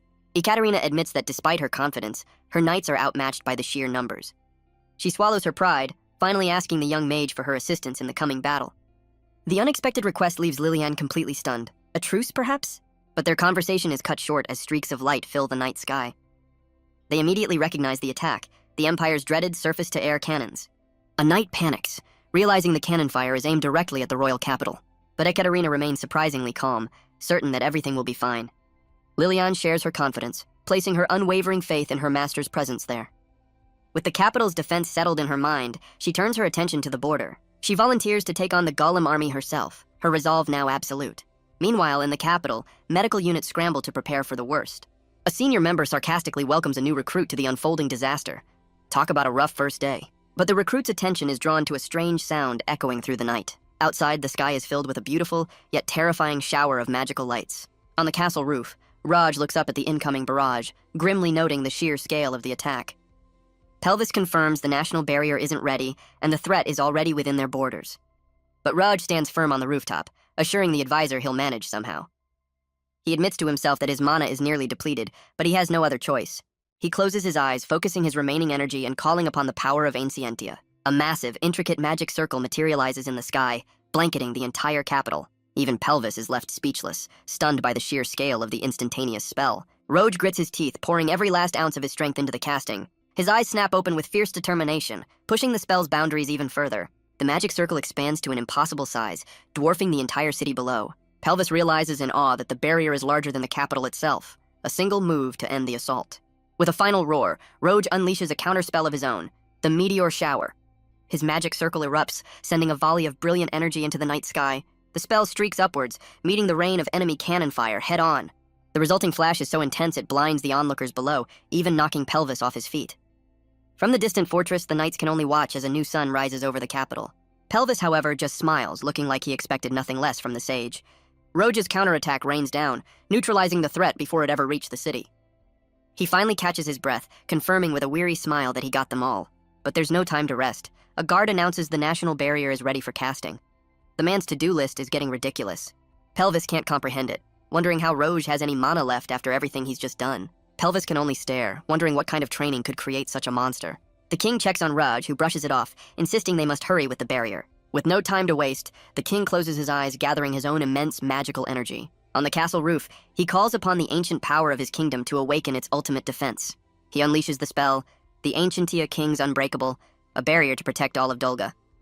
A colossal wall of pure blue energy erupts from the earth, sealing the nation's borders. Across the kingdom, a young girl looks out her window, confused by the sudden, strange dawn. Civilians gather in the streets, staring up in awe at the magical shield protecting their homes. Even the medical staff can only pause and watch, their faces a mix of shock and relief. At the border, a knight cheers, confident that the king's barrier will hold back the Golem army. Roj is on his last legs, panting heavily as the toll of his magic finally hits him. The king supports him, but Roj waves off the concern, insisting this is his duty as a mage. Pelvis looks on worriedly as a guard announces the teleportation circle is ready for use. Roj asks for an escort, but the king enthusiastically volunteers to carry him personally. The sage is left completely speechless by the king's unique offer of assistance. The The king tries to princess carry a mortified Roj, who insists he's fine, so much for maintaining his dignity. As Raj screams in embarrassment, Pelvis can only watch, musing on the king's reassuring nature. Back in Kaiserland, Isabel is captured, claiming Thrush forced her to teleport him to the Dolga border. Ciarius is stunned, unable to comprehend why his brother would willingly run into the heart of the conflict. She explains Thrush wanted to stop the golems, leaving Ciarius to wonder what his foolish brother is planning. A knight reports that the king, the medical division, and Roj have arrived at the fortress. Inside, the medical team is in a state of controlled chaos, one member trying to calm his panicking colleague. The cause of the commotion is the king himself, carrying a deeply embarrassed Roj like a trophy. The head medic snaps them back to reality, ordering them to help the others instead of staring. But as they get back to work, a violent coughing fit echoes from a nearby room. The young medic cautiously peeks inside, drawn by the unsettling sound. His concern turns to alarm as a spray of blood hits the stone floor. He stares in disbelief, completely unprepared for the scene before him. It's Prince Thrush, collapsed and weak, the botched teleportation having taken a serious toll. He looks up weakly, asking if he's finally made it to the kingdom of Dolga. The king greets Ekaterina as Roj leans wearily on his staff. She apologizes for her informal attire, but the king waves off her concern. But Roj's only concern is for Lilian, frantically asking where she's gone. He's stunned to learn she's gone to face the golem army all by herself. The scene flashes back to the fortress walls, where Lilian insisted on taking the lead. Ekaterina had questioned if a single mage could possibly stop the entire army. Lilian admitted the weapons may have been altered since her time there. But she knew her master was spent, and the knights stood no chance alone. Inspired by Raj, she declared her desire to use her power for the people. Talk about a glow-up. Her unwavering resolve left even the proud knight commander speechless. Ekaterina reports that some time has passed, with still no word from Lilian on the front lines. She explains the plan. Let the golems hit the barrier, then the knights will strike. The king and his advisor can only watch the tense exchange unfold. But Roj's worry boils over, and he decides he has to go after her. The king immediately stops him, forbidding him from leaving as a royal command. He refuses to send a powerful but exhausted mage into a fight without a plan. Roj protests, but the king correctly points out that he's not thinking clearly. The accusation lands, leaving the powerful sage completely stunned. He grips his staff, wondering why he's losing his composure so easily. His mind flashes back to Lilian's words, her determination a mirror of his own past. Roj scoffs at his own noble words, feeling like a complete fraud. He can't even protect the one person who matters most to him. The king apologizes, understanding the weight of his royal command. But Roj admits that Lilian is more important to him than his own life. He grips his staff, declaring he'll force his way through if necessary. Ekaterina draws her blade, prepared to stop him by force. The knights follow her lead, their swords raised against the very man who just saved them. The king, however, seems to be considering another option entirely. Suddenly, a brilliant green light engulfs the room, interrupting the tense moment.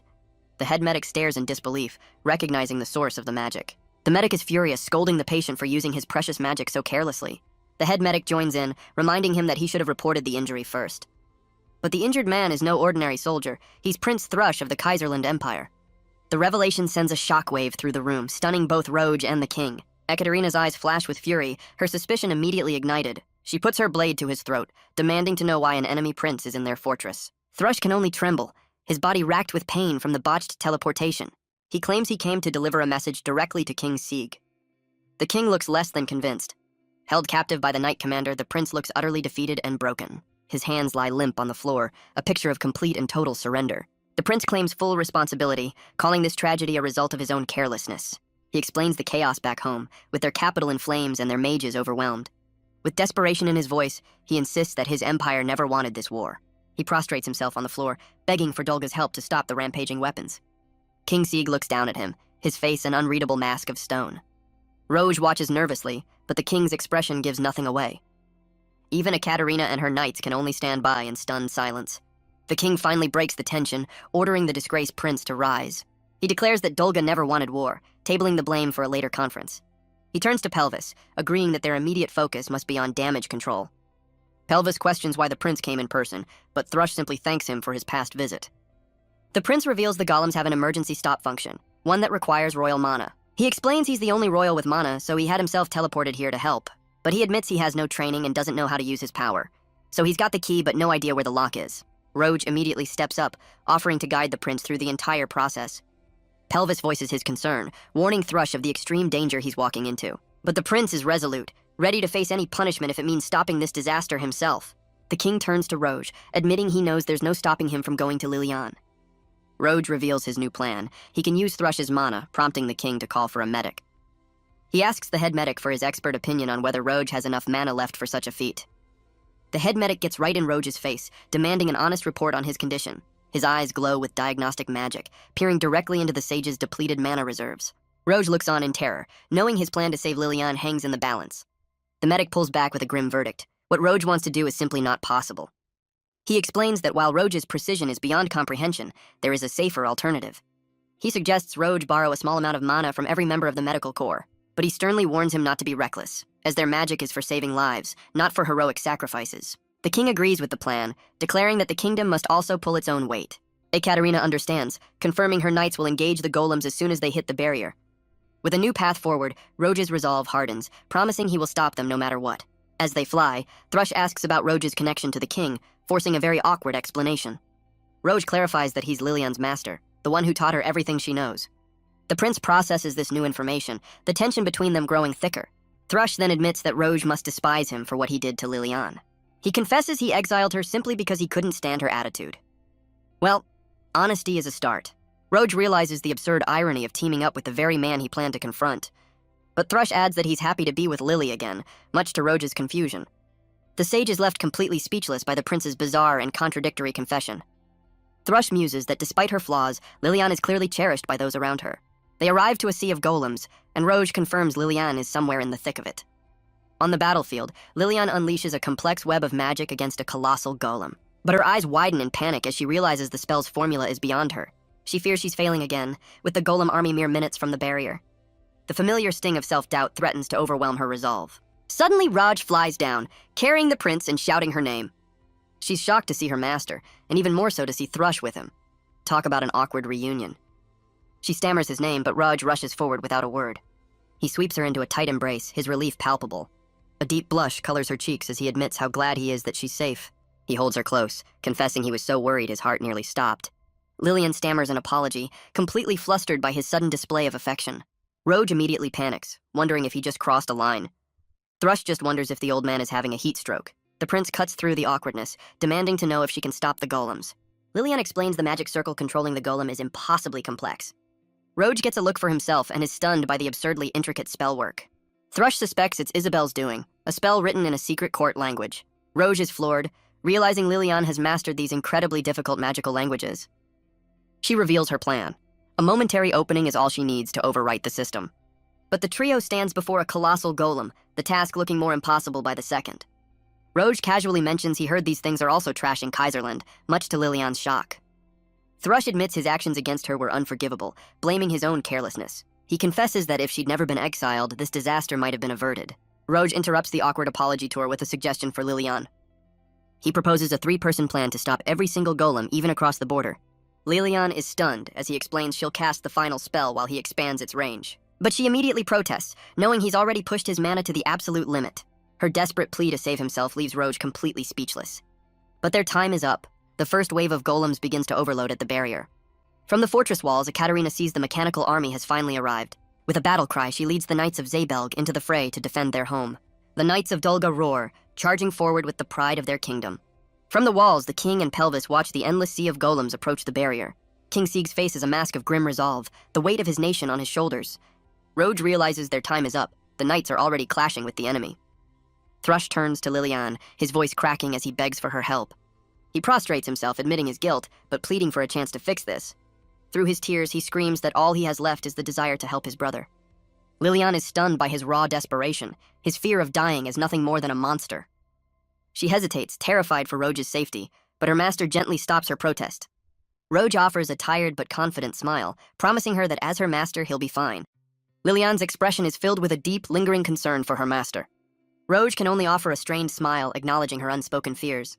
She makes a promise. When this is all over, they're going to have a long talk. She asks if he'll truly listen this time, her words hitting him with unexpected weight. His answer is simple and immediate, a promise to finally hear her out. The sincerity in his voice leaves her completely flustered and blushing. With the pact sealed, Thrush begins the incantation, calling on Kaiserland's guardians. A blinding light erupts from the main golem, the emergency stop sequence activating. Roge's staff flares with borrowed energy, preparing to amplify the spell's reach. Meanwhile, Ekaterina roars from the front lines, ordering all her knights to stop. From the fortress walls, King Sieg can only watch, his voice filled with concern for Roge. A colossal magic circle erupts, its brilliant blue light flooding the entire battlefield. The spell descends upon the Golem army, draining the dark energy from their cores. Back in Kaiserland, a subordinate calls out to Jarius with an urgent report. He explains the golems have stopped, and a magic circle has covered the entire country. Jarius is stunned to hear that all their magical weapons deactivated at the same time. Lilian stares up in awe, completely overwhelmed by the spell's impossible scale. Her eyes narrow with focus as Rudge and Thrush pour their combined power into the incantation. Roge grits his teeth, his body trembling from the sheer force he's channeling. But Lilian can only watch with growing dread, clutching her staff in worry for her master. The three mages stand as one, their combined power focused on a single goal. Lilian begins the final incantation, a command to put the Steel Guardians to sleep. A silent command ripples through the battlefield, a wave of pure magical will. The spell takes hold, sending down a beam of light to neutralize the Golem army.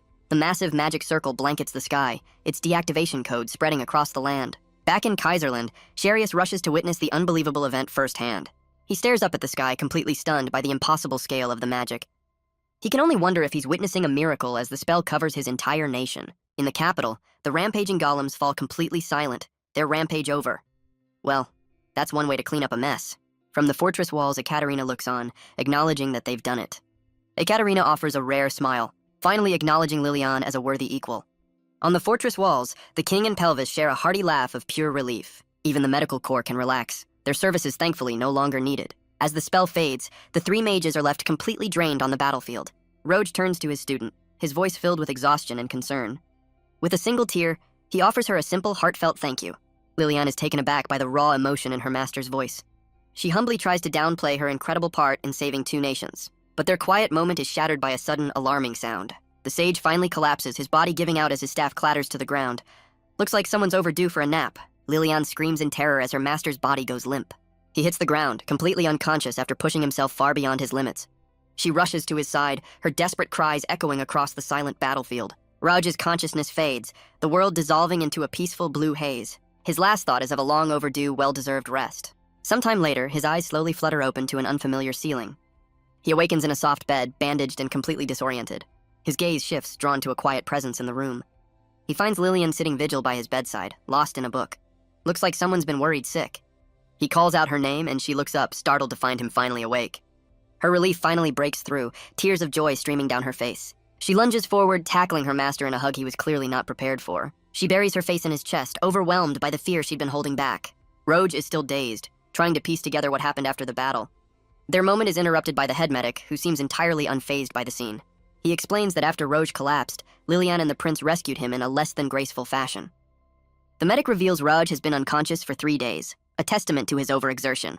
Raj feels his age, but the medic knows these two operate on a completely different level. He's told to rest up with a cryptic warning about some noisy visitors on the way. And right on cue, his other students appear, only to be shooed away by the protective medic. Lilian stands guard, threatening anyone who might disturb her master's rest. She explains they're in a first-class room at the Royal Medical Corps Hospital. Roge tries to downplay his condition, but she reminds him it was life-threatening. As they look out at the sunset, she quietly confesses how terrified she truly was. Her words leave him speechless, the weight of her fear finally sinking in. He turns to her, admitting that he was scared too, much to her surprise. Lilian can only stare, stunned by his rare and honest confession. Roge immediately gets flustered, turning away to hide his blushing face. So much for the stoic sage routine. But his admission has a profound effect on Lilian, her own cheeks turning red. The two stand in an awkward, blushing silence, the air thick with unspoken feelings. Lilian holds him to his promise, reminding him he agreed to listen to her story. Roge is caught off guard as she confirms he did, her face flushed with emotion. She explains she left to become a great mage, one who could stand beside him as an equal. But despite gaining confidence abroad, she felt she returned to him in a pathetic state. Their journey together only made her realize how vast the gap between them still was. Everywhere they went, it was always Roge who received the praise and thanks. Her composure finally breaks as she admits he just kept shining brighter, leaving her behind. The feeling of helplessness reminded her of her lonely past, of getting nowhere on her own. She hides her face, confessing how scared and pathetic she felt in his shadow. Talk about an inferiority complex. But Roge turns the tables, telling her that she's the amazing one, with a potential that has always surprised him. Roge knows that no matter what he says, she'll twist his praise into sarcasm. He turns the criticism inward, hating the part of himself that's always been afraid. He confesses he took her in without a second thought, being an orphan himself. He admits he constantly questioned his ability to be a parent, especially to a girl. In the end, he was just a coward who pushed her away, unable to express himself. He bows his head, claiming he was just a man praised for doing what he wanted. The master she admired was just an excuse for his failure to be a proper father. Talk about a therapy session. But Lilian counters, saying that without her magic she wouldn't even exist. Roj looks up, insisting that her past has nothing to do with him. She looks down, blushing, admitting she finally realized that on their journey. She thinks of the medical corps, who stood bravely against an unseen enemy. She remembers the love that drove others to protect their families at any cost. She recalls Ekaterina's conviction and Thrush's desperate attempt to save his brother. A single tear escapes as she processes the raw emotion she's witnessed. She turns to Raj, her cheeks flushed as she prepares to speak her heart. She finally confesses that she loves him, with every fiber of her being. The words hang in the air, leaving her master completely and utterly speechless. She declares that nothing he does can change that fact. Her love is absolute. Roj's brain completely short-circuits, his composure shattering into a million flustered pieces. But after her bold confession, Lilian is suddenly overcome with shyness herself. Roj stammers, trying to deflect by calling her a daughter. The classic she's like family defense. He suggests she find someone else, but she hits him with a childhood promise. She reminds him he agreed to marry her, adding she called dibs before Ekaterina. That promise was the fuel for her ambition, all to be worthy of standing by his side. She declares that nothing else matters, not age, not the past, not what others think. With everything on the line, she begs him to finally see her as she is. Her voice cracks with emotion, a desperate plea for him to understand. But the intensity of her own confession leaves her flustered and hiding her face. Roj finally speaks, admitting he has no confidence in himself. She snaps back, asking if he thinks she's any different, as they both devolve into a panic. Roj stammers, calling himself a coward who can't give her an answer right now. Through her tears, Lilian accepts that she'll just have to wait even longer for him. But her patience has its limits, as she bonks him for being over 40 and indecisive. She looks at him with unwavering resolve, promising to wait as long as it takes. Because no matter what happens, she will always love her master. She declares she's not like him. She defines her own worth, echoing Ekaterina's words. A soft, confident smile spreads across her face, her heart finally at peace. Roj can only smile back, gently suggesting they head back inside. Smooth dodge, old man. He realizes that while she's grown up, he still sees her as his student, his daughter. And it's a feeling he admits he just can't seem to let go of. He questions if he truly wants to be with her in that way, admitting he has no clear answer. But for Lilian's sake, he resolves to learn to treasure himself and stop being afraid. Because when she declares her love so clearly, he wants to be a man worthy of it. Meanwhile, in the Kaiserland Empire, Thrush and Isabel kneel before the royal court to face their judgment. Sirius delivers the sentence: they are hereby expelled from the kingdom of Dolga. And in a shocking turn, they are also exiled from their own empire. Talk about getting fired on your day off. A scarred Dolgan official watches the proceedings with a stoic expression. Sirius tells his disgraced brother to stand, saying he no longer needs to show him respect. The Dolgan official questions if Jarius is certain about this course of action. But Jarius is resolute, thanking the man for accepting the terms and upholding Dolga's honor. The Dolgan official acknowledges the heavy price that comes with leadership. As Thrush is led away in chains, his brother's voice stops him in his tracks. Jarius calls out his name, demanding one final answer. He needs to know why Thrush pushed himself to the very brink of death. The former prince dismisses it all as a simple passing whim. He explains that after his emotional breakdown, his purpose became crystal clear. Jarius can only listen, finally understanding his brother's desperate act. But a shadow of envy still flickers in the disgraced prince's eyes. He thinks of Lilian, jealous of the master who chose to guide and protect her. He realizes that despite her humble origins, she has found a happiness he never could. He reflects on his fate, realizing he has become nobody with nothing left. But Jarius offers one last piece of advice: to do his best to live well. He clarifies this isn't an order from a king, but a plea from a brother. The emperor's cold facade cracks, revealing the man beneath the crown. He explains their parents shielded Thrush from politics out of love, not neglect. Sirius confesses he was just a tool for their father, envying his brother's freedom. The grass is always greener, even when your lawn is an entire empire. As Thrush is led away, Jarius's voice trails off, his thoughts turning inward. He remembers the simple joy of watching his little brother play without a care. That was all that ever mattered to him. A simple, pure happiness. A young Jarius looks on, a memory of how far they've drifted from that simple past. Jarius admits their sins are far too great to ever be atoned for. He pulls his brother into a tearful embrace, begging him to live for others now. He calls himself a fool, but says as a brother he still believes in Thrush. The raw, unexpected faith leaves the former prince completely stunned. Thrush breaks down, sobbing that his foolish brother should have let him burn. He thinks if he had died, Jarius would have been spared the burden of the crown. The scene shifts to the past, to an orphanage where another child has been abandoned. The head matron dismisses the baby as a burden, caring only about the money. Looks like we found the villain of this origin story. A young Lilian overhears the cruel words, learning she's seen as a nuisance. Her lonely existence is made worse by the other children, who bully her relentlessly. The other children mock her, pulling her hair and calling it dirty. They shove her into the mud, taunting her as the princess of the Mud Kingdom. Through her tears, a spark of defiance still burns in the young girl's eyes. But the matron offers no comfort, only scorn for her messy state. She's publicly humiliated, doused with a bucket of cold water. Even her handmade dolls are torn apart and left for trash. She clings to the last remaining one, her only friend in this cruel place. But the matron rips it away, declaring it garbage just like her. The torment turns violent as a hand yanks her by the hair. The children decide her hair would make a great new doll. Talk about a bad haircut. The matron's voice cuts through the air, a constant threat of violence. That night, a small figure sneaks outside, drawn to a window's warm light. Young Lilian's eyes widen, witnessing a world she's never known. She clutches the tattered remains of her only friends. Huddled in the cold, she tries to make herself as small as possible. But a flicker of hope still remains in her lonely heart. Through the glass, she sees a family, whole and happy. A painful longing fills her, a belief that her own parents are out there somewhere. But back at the orphanage, her quiet nature is seen as arrogance. The other girls plot against her, their jealousy twisting into cruel intent. The girls reveal their destination, a town near a volcano rumored to be a Bahamut's lair. But the lead bully scoffs, far more concerned about the heat damaging her precious luggage. The mention of the volcano, however, sparks a desperate hope in young Lilian. The bully seizes the opportunity, feeding her a cruel lie about her parents being seen there. She reveals the matron's true motive, keeping Lilian for the support money she provides. With this false hope planted, Lilian is urged to run and find the peddlers heading that way. The bullies share a smug look, their malicious plan to get rid of her set in motion. That evening, a peddler's wagon stops to rest at the base of the very same mountain. A small stowaway peeks out from the back, her eyes fixed on the distant volcano. She asks about the legendary beast, but her mind is clearly set on a much bigger prize. As the peddlers sleep, Lilian peeks out, her escape plan in motion. She clutches a small bag of stolen food, apologizing for the necessary theft. With a final look back, she slips away into the darkness of the woods. She runs as fast as her small legs can carry her, clinging to her dolls. She finally arrives at the desolate mountain, calling out for her parents. But the barren landscape offers no answers, only a chilling, empty silence. The ground grows hot beneath her feet as she ventures deeper into the volcano's territory. Exhausted and afraid, she huddles behind a rock, her hope beginning to fade. Suddenly, her eyes widen in sheer terror as she senses an immense presence. The legendary Bahamut appears before her, and the little girl is face to face with a god. The terrified girl can only manage a stammered greeting to the colossal beast. The Bahamut's golden eyes narrow, its attention now fixed on the tiny intruder. Her survival instinct screams at her, and her only thought is to run. She trips in her panic, scattering her stolen food and her only friends across the ground. The volcanic heat is suffocating, searing her lungs with every desperate breath. Leaving everything behind, she scrambles deeper into the mountain's caves. The intense heat takes its toll, and a trickle of blood runs from her nose. The Bahamut peers over the rocks, seemingly more interested in her dropped belongings than her.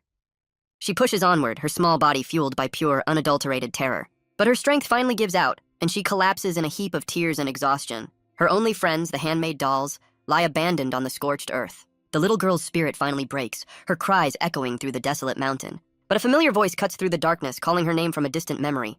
Lilian's eyes flutter open, pulled from the depths of her painful past. She finds Raj smiling down at her, playfully calling her master. She apologizes for dozing off, but he reassures her with a gentle smile. Raj looks down at his formal white attire, joking that it feels like a wedding. Lilian blushes, admitting the thought makes her happy, and that he looks wonderful. Well, that's one way to get a confession. He returns the compliment, telling her that her hair is truly beautiful.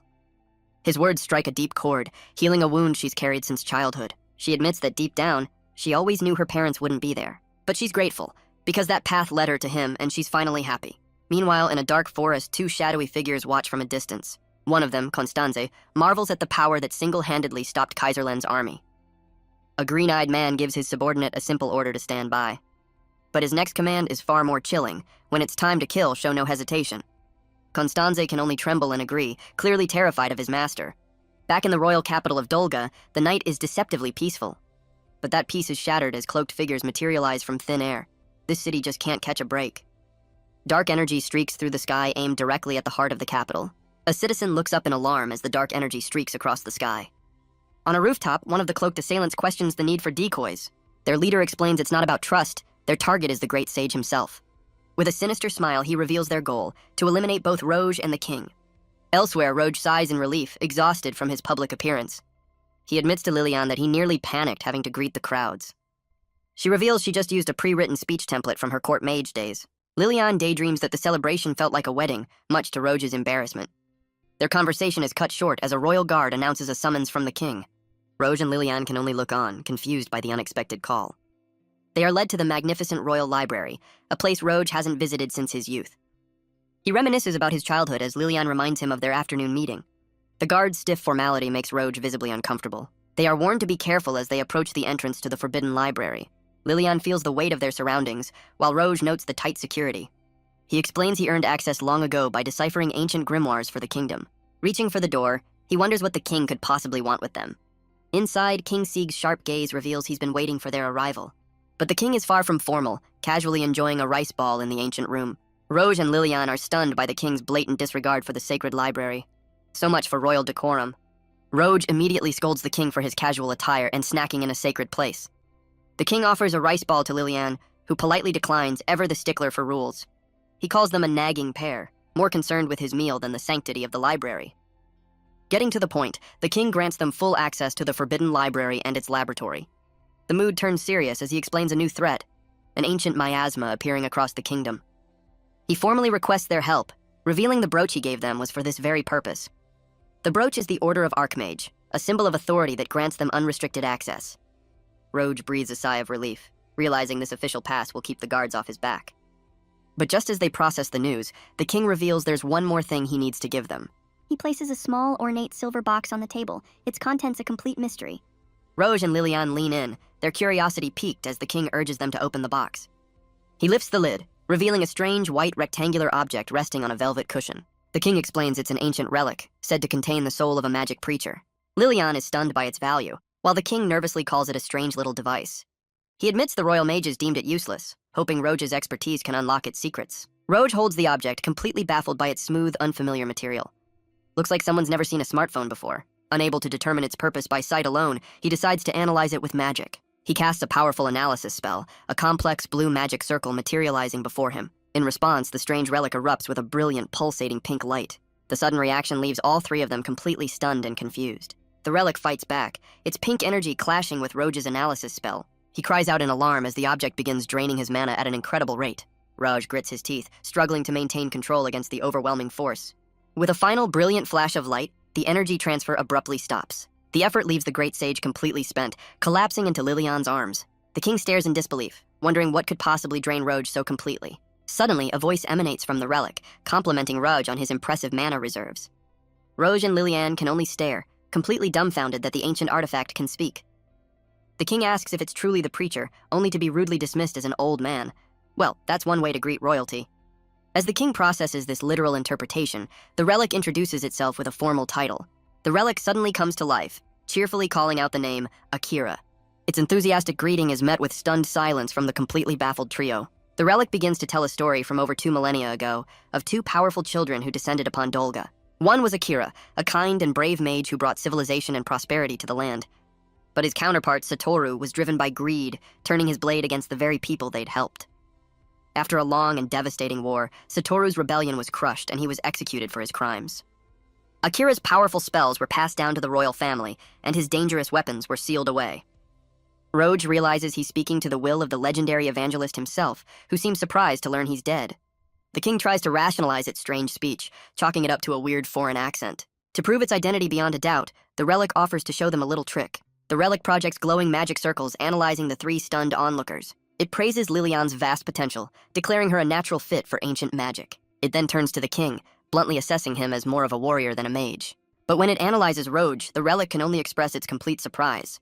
The king is baffled as the relic notes Roge's skill is on par with the legendary founders. It reveals its activation required mana equal to Akira's, a feat it never expected from a stranger. Lilian is confused by its casual tone, but the relic cheerfully calls everyone a friend. It clarifies that it's not the man himself, but a consciousness he left behind. Guess ancient super AIs are just built different. Before his death, Akira imprinted his knowledge onto the device to guide future generations. The king's eyes widen with a world-shattering realization. They can revive a lost age of magic. But the relic admits its memory is shot, its only function now being detailed mana analysis. Seeing an opportunity, the king orders a stunned Roge to take the ancient device with him. The relic cheerfully suggests he wear it like a keychain, much to the sage's horror. The king reveals this was his plan all along, as the relic learns its new companion is royalty. King Sieg casually dismisses Roge's concerns, leaving the sage completely overwhelmed. But Lilian senses a contradiction, questioning why a public tool needed so much power to activate. The relic offers no answers, admitting its knowledge is fragmented and unreliable at best. The king wisely notes that history is written by the victors, hinting at a hidden truth. With the discussion tabled, the king entrusts the relic to Roge's care before departing. The relic praises King Sieg's character, then reveals its original master died from mana exhaustion. The revelation leaves both Roge and Liliane completely stunned. The relic explains that Akira was pressured to constantly use his power, a common fate for royalty. As they walk, Roge admits he's embarrassed to be seen in his formal wear. The relic assumes they're aristocrats, but Liliane clarifies the outfits are just for the ceremony. Roge nervously asks the ancient AI to keep a low profile around other people. But the relic just wants to chat, loudly questioning if Raj is just a goddamn introvert. Liliane tries to praise her master's character, but the relic just laughs in his face. They arrive at their destination, thanked by the guards for their hard work. But as they step inside, they're met with an unexpected sight. The grand meeting room is completely empty, leaving them to wonder where everyone is. Roge is sent stumbling as someone barrels right into him in the doorway. An irate woman in a military uniform immediately begins to berate them. She loudly questions their manners, demanding they move out of her way. Her expression is one of pure, unadulterated annoyance. Her blue-haired companion quickly apologizes, trying to calm his rude colleague. He reminds her that these are the very heroes they're here to meet, Roge and Liliane. The woman leans in, studying Roge's face with a look of dawning recognition. Her intense, judgmental gaze makes the great sage sweat bullets. She recalls hearing he collapsed from mana exhaustion, bluntly calling the act stupid. With a condescending smirk, she asks if he's gotten any stronger at all. Well, so much for a hero's welcome. Roge is completely lost, wondering why this woman speaks with such casual familiarity. The irate mage leans in, impatiently demanding to know what his problem is. With an awkward smile, Raj politely asks if they might have met somewhere before. The four of them stand in a tense, awkward silence in the empty hall. His question sends the woman into an absolute rage, her face contorted in disbelief. Liliane whispers an urgent explanation. This is Tia, a top mage he met 2 decades ago. She adds that Tia is now a high-ranking seraphim, considered the kingdom's greatest mage. Enraged, Tia bonks him on the head, yelling that he should remember his own rival. She declares she's never forgiven him for some past slight and will prove her strength. Looks like someone's been holding a grudge for a while. As she storms away, a confused Roge asks what she's talking about, but Liliane warns him to let it go. Her blue-haired companion apologizes for Tia's explosive personality. He formally introduces himself as Patrice, the 5th-ranked seraphim. Roge explains they fought together during the demon invasion 5 years ago. Liliane is impressed by his achievements, and the two share a polite introduction. Roge asks why he isn't ranked higher, and Patrice admits he stepped aside to avoid Tia's drama. Roge tries to downplay the importance of titles, whispering to a wide-eyed Liliane. Just then, another mage storms in, complaining about tardiness while stealing Patrice's chair. Roge can only sigh, exhausted by the sheer pettiness of it all. Suddenly, a quiet, brown-haired girl grabs Liliane's arm, startling her. Liliane nervously asks what she wants, met only by an intense, unreadable stare. The quiet girl, Seraphim Melody, is internally gushing over Liliane's appearance. Her thoughts spiral into a desperate need to know what shampoo Liliane uses. Liliane grows uncomfortable as Melody continues to stare, praising her angelic beauty. But Melody's admiration turns to confusion, wondering why this perfect girl is with such a plain-looking man. Roge is completely baffled by the intense scrutiny, while Melody daydreams of recruiting Liliane. Their awkward moment is interrupted by another mage who speaks in dramatic, cryptic riddles. He's introduced as Simon, the 2nd-ranked seraphim, and his flair for the dramatic is on full display. Patrice calmly translates Simon's poetic nonsense. He's just telling them to sit down because they're late. Roge can only comment on how unique his new colleagues seem to be. As they take their seats, Liliane realizes Melody is still staring at her with unwavering intensity. The meeting is finally called to order as King Sieg storms in, demanding a head count. He immediately gets into it with Tia, who refuses to give up her stolen seat. Apparently, royal authority has its limits. Meanwhile, Pelvis checks in on Raj, who assures him he's feeling much better. But the king's mood sours again, furious that the general of the chivalric order is late. Right on cue, a thunderous stomp announces the arrival of the tardy general. The man Mordred cheerfully admits he forgot about the meeting and took a nap instead. Professionalism at its finest. Patrice tries to scold him, but Mordred just laughs, proud he even made it on the correct day. But the real chaos begins when Ekaterina introduces Roge as her future husband. Her father immediately challenges Roge to a fight, declaring it a prerequisite for marriage talks. Liliane tries to intervene, but Ekaterina declares that one loss won't stop her from pursuing the sage. The room descends into chaos as everyone argues over Roge's marital status. Tia clutches her head, screaming at Patrice to silence the unbearable noise. The king can only sigh, realizing he's let his subordinates run far too wild. Simon begins a dramatic monologue, speaking of an abyss of unbridled darkness. Roge desperately tries to intervene, pleading for everyone to just calm down. But his voice is drowned out by a sudden, piercing shriek of magical energy. Ekaterina and the others are stunned, their argument completely forgotten. Liliane covers her ears, wondering if this is the work of some malevolent force. Even the king and his general are caught off guard by the sonic assault. Well, so much for a productive meeting. Tia screams in agony, demanding to know the source of the irritating sound.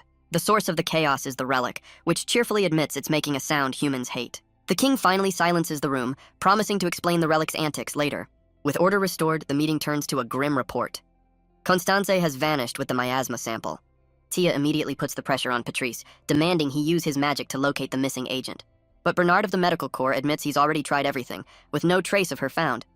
Patrice voices the fear on everyone's mind, wondering if she could already be dead.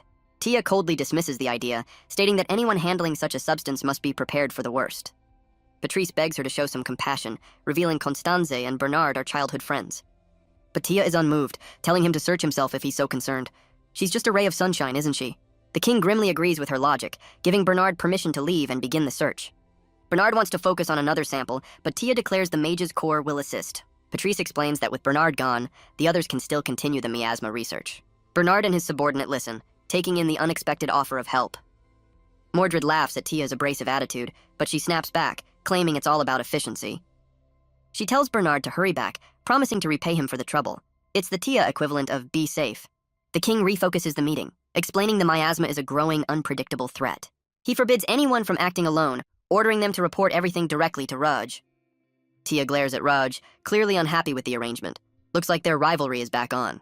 Later, outside the castle, Bernard tells his subordinate to stay behind. The young man is completely baffled, demanding to know why he's being left out. Bernard bluntly tells his subordinate he's a liability and must stay behind. He suggests the young man spend time with his master in the capital instead. As he prepares to leave, Roge's other student rushes forward with a gift. He offers Bernard a magic talisman, a last resort in case of an emergency. The student explains that tearing it will send an immediate distress signal. The blonde medic looks on with concern, begging Bernard not to push himself too hard. With a confident smile, Bernard accepts the help, admitting he's just a medic. As he leaves, Lauda worries about his captain, knowing he'd only get in the way. Another medic suggests Bernard feels guilty and wants the kid to take a day off. The student is surprised to learn the stern captain has such a considerate side. The royal capital is bathed in the warm light of a new day. But the peace is shattered by a fierce debate as Ekaterina makes her case for desserts. Roge's student counters with an equally passionate argument for meat. The two women face off, their culinary war leaving Raj's other students completely bewildered. The red-haired student lectures them, quoting her father on the importance of not being cheap. Lilian jumps in, insisting it's about Roge's diet, but the student passionately details a steakhouse menu. Ekaterina objects, launching into a detailed sales pitch for a magical dessert cafe. The sheer richness of their suggestions makes one of the students feel physically ill. Guess not everyone has an iron stomach. Their public argument draws the attention of a stern-looking woman in a fancy uniform. She scolds them for their shameful display, but the group is too busy bickering to even notice. The woman Tia looks like she's on the verge of a complete and total breakdown. She smacks the general on the head, demanding the bickering idiots finally listen to her. Mordred casually asks if she's also out for food, earning a furious rebuke for his familiarity. But her real target is Roge, who is completely caught off guard by her sudden attention. She points to the relic on his waist, admitting she's been trying to figure out how to use it. She demands to know how he activated it, but the relic itself chimes in with the simple answer. The explanation sends Tia into a rage, completely stunned by the simplicity of it all. Roge can only watch in confusion as his rival completely loses her composure over the news. The bitter truth dawns on her. She simply didn't have enough mana to activate it herself. With that, she declares the junk useless to her and demands Roge hand it over. If she can't have it, no one can. Tia declares that even if she can't use ancient magic, she'll find the weapon Akira hid. Roge tries to explain it's a royal inheritance, but Tia couldn't care less about the details. As the others wonder about her obsession, Lilian explains their brief meeting 20 years ago. The scene flashes back to a younger Tia, who recognized Roge's talent and offered him an apprenticeship. But Roge politely declined, citing his duty to a young Lilian, who fiercely claimed him as her own. The rejection left Tia utterly disgusted, a feeling she's apparently held on to ever since. His students are stunned she's held a grudge for 2 decades. Talk about being petty. Tia vows to make him regret his choice, promising to find the weapon and outshine his recent ceremony. She even declares she'll wear a better outfit, a threat that leaves Raj completely bewildered. Lilian finally steps in, questioning how Tia can be so rude to the man who just saved their nation. Tia glares, her patience worn thin by Lilian's passionate defense. But Lilian fires back, calling out Tia's jealousy and demanding an apology. The kingdom's greatest mage is completely unfazed by the accusation. She finally recognizes Lilian as the little girl from 2 decades ago. Tia turns the insult around, mocking Lilian's unstable mana and questioning her right to be Roge's student. The sharp criticism hits its mark, leaving Lilian completely stunned. Roge tries to play peacemaker, and Lilian agrees to take this confrontation elsewhere. She declares with fiery resolve that she will prove her own worth through her actions. Tia scoffs at the idea, dismissing her as an arrogant follower riding on her master's coattails. With a smirk, she challenges her to a duel at the royal training grounds, because nothing solves a 20-year grudge like a magic fight. Tia gives Lilian a 2-minute time limit, claiming she's far too busy for this nonsense. She raises the stakes, challenging Lilian to prove her worth with the king's relic on the line. But Lilian fires back with a savage comeback, calling out Tia's age and use of anti-aging magic. The insult hits its mark, leaving Tia flustered as Roge watches his student's temper flare. Mordred eggs them on, hoping for some pre-dinner entertainment. Talk about a supportive colleague. Roge watches the captain, trying to get a read on the kingdom's supposed strongest mage. But they're not alone, as a cloaked figure observes from the shadows, intrigued by Tia's magic. The mysterious observer keeps their distance, their motives completely unknown. Elsewhere, another spectator wonders who would win in a fight between the two powerful mages. Roge's students debate the outcome, agreeing that titles mean nothing when it comes to true skill. One of Roge's students explains that a mage's path is defined by their unique mana. He notes that Lilian's potential allows her to use a wide variety of magic without limits. In contrast, they realize Tia's raw mana is surprisingly low for someone of her rank, but her stern expression makes it clear that raw power isn't everything. Tia declares the match is no contest, offering Lilian a 2-minute handicap. The terms are simple. If Lilian can block her attack, Tia will acknowledge her strength. With a casual flick of her staff, the kingdom's greatest mage prepares to begin. She instantly summons a massive spectral dragon, its power stunning Lilian with its speed. Roge's students can only watch in horror as the overwhelming spell materializes. But just as the dragon's breath hits, Lilian erects an all-attribute barrier to meet it head-on. But Lilian reinforces her defense, unleashing a powerful Trinity spell to hold the line. She grits her teeth, the sheer force of the attack pushing her to her absolute limit. The students recognize the S-rank spell, fearing Lilian's mana will be drained in seconds. But one of them recalls a crucial detail about the kingdom's greatest mage. He remembers hearing Tia evacuated an entire region, a feat that should be impossible with her mana levels. The others realize her strength isn't from raw potential, but from decades of relentless refinement. With a final explosive crack, Lilian's barrier shatters into a million pieces. Tia seems impressed, but she's far from finished with her demonstration. She unleashes a new spell, summoning 4 different elemental magic circles at once. Talk about multitasking. Lilian stares in disbelief, stunned that anyone could wield so many attributes simultaneously. The elemental spells converge, a relentless barrage of pure, overwhelming power. The students can't believe the speed, realizing this is a whole different level of combat. Lilian fires back with a concentrated blast of light, meeting the assault head-on. But Tia just smirks, warning her that destroying one spell won't stop the storm. Lilian strains against the onslaught, her own magic barely holding its ground. Tia reveals her secret. She honed her skills to perfection, overcoming her low mana potential through sheer efficiency. The students realize she's achieved a level of control that's only been theorized, a feat requiring unimaginable training. The relic chimes in, confirming that Tia's power comes from one simple thing. It was nothing more than pure, unadulterated, straightforward effort. She silenced everyone who ever doubted her, and now she's come to silence Lilian. Her words are a direct challenge to Lilian, and even to Raj. She declares that her refined skill makes her superior to anyone who relies on raw power. Even Ekaterina admits Lilian is fighting well, but predicts she'll eventually be overwhelmed. The relic points out that Tia's level of control is so precise, she could likely decipher ancient grimoires. Roge realizes that his rival was once on the verge of following in his own footsteps. Just then, Patrice arrives, drawn by the commotion of the duel. He explains that while Tia mastered the theory of ancient magic, she lacked the mana to wield it. Roge listens intently, finally understanding the source of her deep-seated frustration. For all her skill, Tia was born with a limitation she could never overcome through effort alone. With a manic grin, Tia taunts Lilian, reminding her that time is running out. Tia mocks Lilian, questioning if she can even find an opening to fight back. But Lilian has a trump card, unleashing a powerful ancient magic spell. The sudden surge of power leaves Tia completely stunned. Roge's students can't believe it, wondering if she's mastered the lost art. The relic clarifies that this is her very first attempt, making the feat even more impressive. Tia quickly throws up a defensive barrier, preparing for a massive impact. But her eyes widen again as she realizes something is wrong. The ancient magic isn't a direct attack, but a diversion. A simple C-rank icicle spell materializes right in front of her, a complete surprise. Lilian smirks, revealing she can cast 2 spells at once, a trick Tia never saw coming. The icicle hangs in the air as Tia points out that the 2 minutes are officially up. Lilian stands her ground as the seraphim reluctantly concedes the point. But she offers one final test, a newly perfected spell to show her respect. Lilian is completely caught off guard by the sudden escalation of their duel. Tia raises her staff, unleashing a spell with a rather ominous name, Meteor Impact.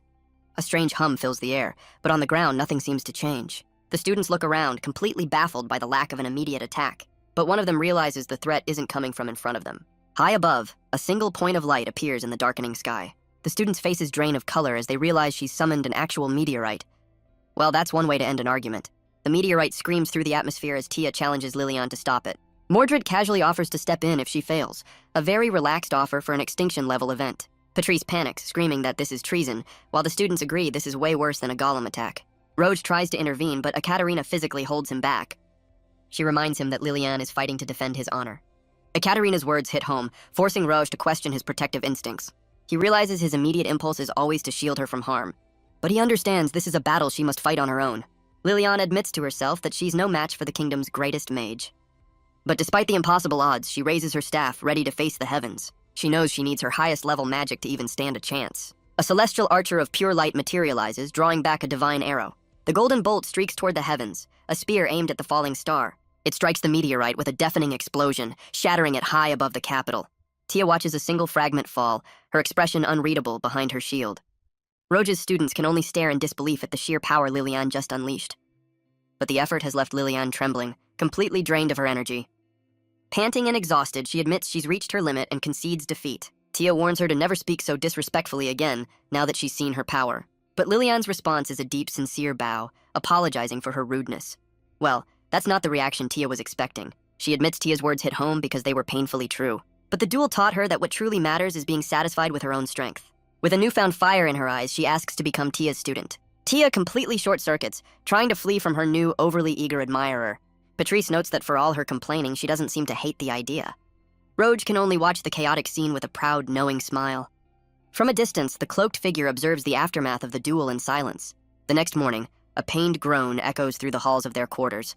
Roge learns a valuable lesson. Even a great sage can't handle an all-you-can-eat buffet. His student greets him, and Roge explains that Liliane has already left for the Mage Corps. He explains Liliane is now helping the Mage Corps with a ghost investigation. With the day off, his other student decides to tag along with his master. Roge reveals his plan, to research nanomachines in the Forbidden Library. They walk through the capital under a dull, overcast sky. Their quiet day is interrupted by a noble accusing a fortune teller of causing a ghost panic. The noble continues his tirade, claiming the man must be an outsider. A bystander explains the noble is a known troublemaker who just picked a random target. As his student watches the unfortunate scene, Roge decides it's time to intervene. He calmly approaches the angry noble, getting his immediate attention. But it's the fortune teller's companion who recognizes him, outing the great sage to the entire crowd. Well, so much for a low profile. The noble scoffs at his title, declaring a sage is still just a commoner. But Roge's assessment is correct. The fortune teller lacks the power for such a feat.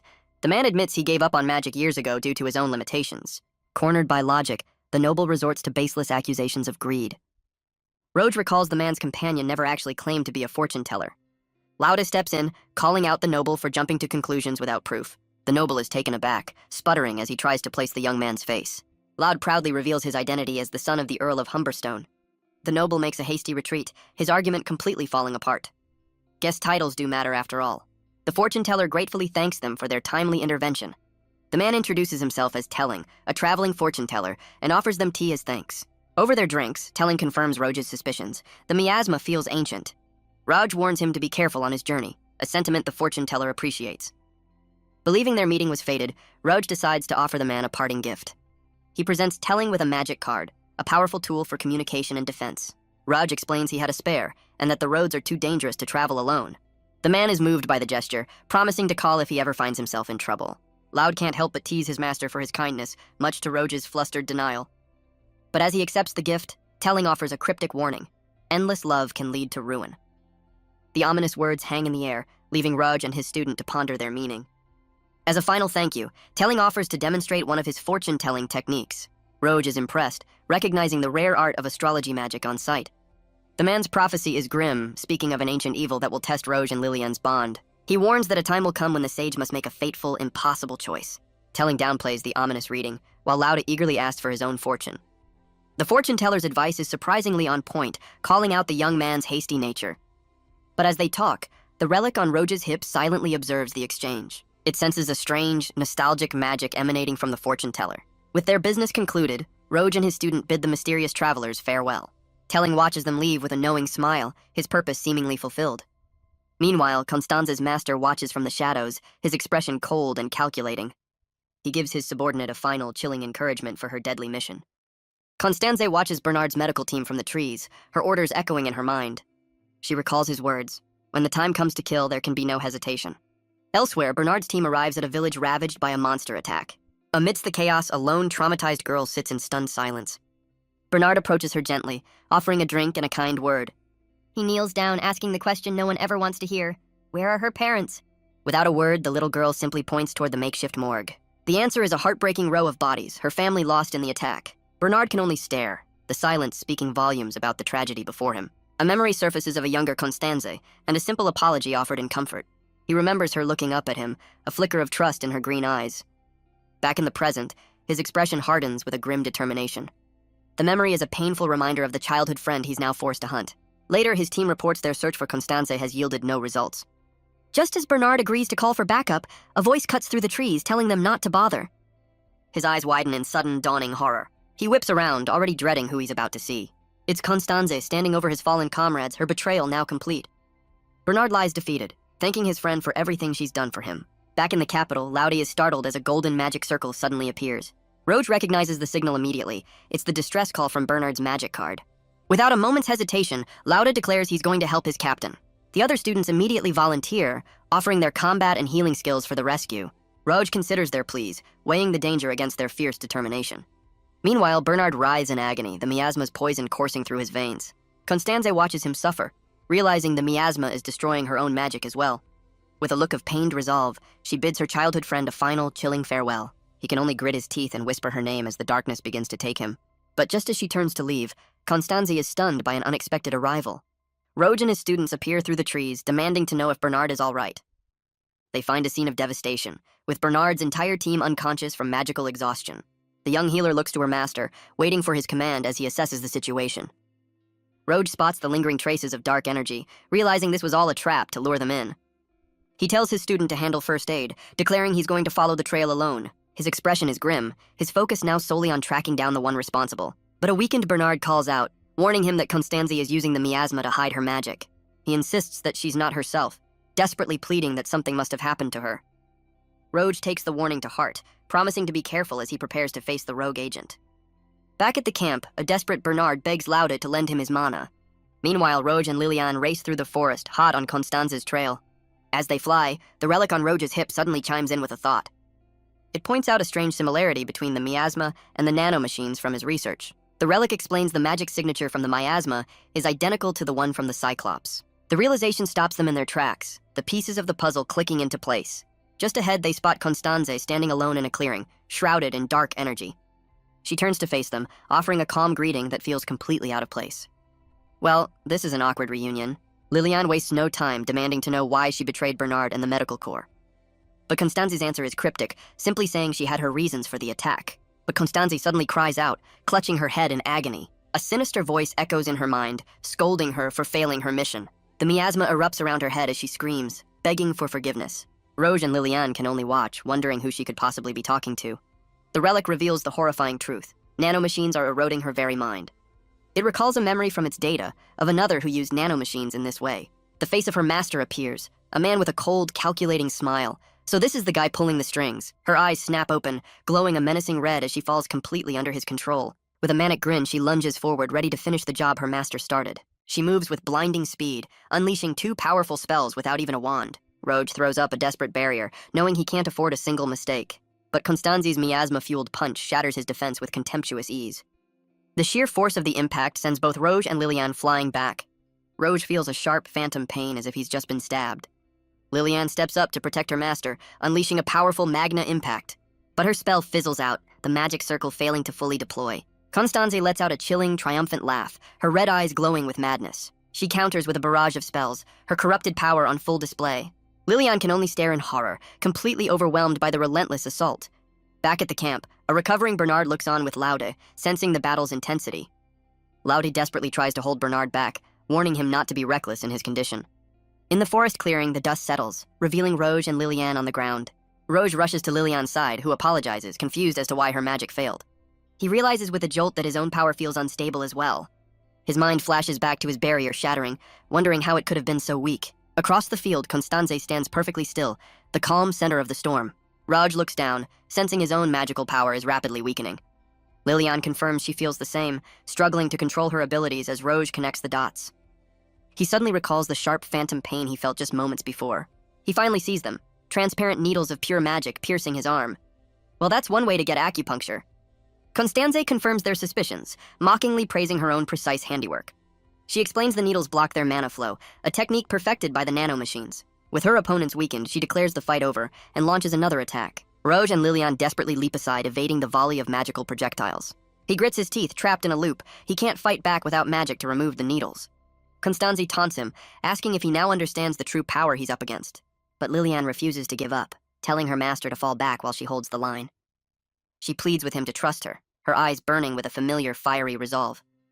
Rouge is taken aback by her sudden command, seeing the determination in her face.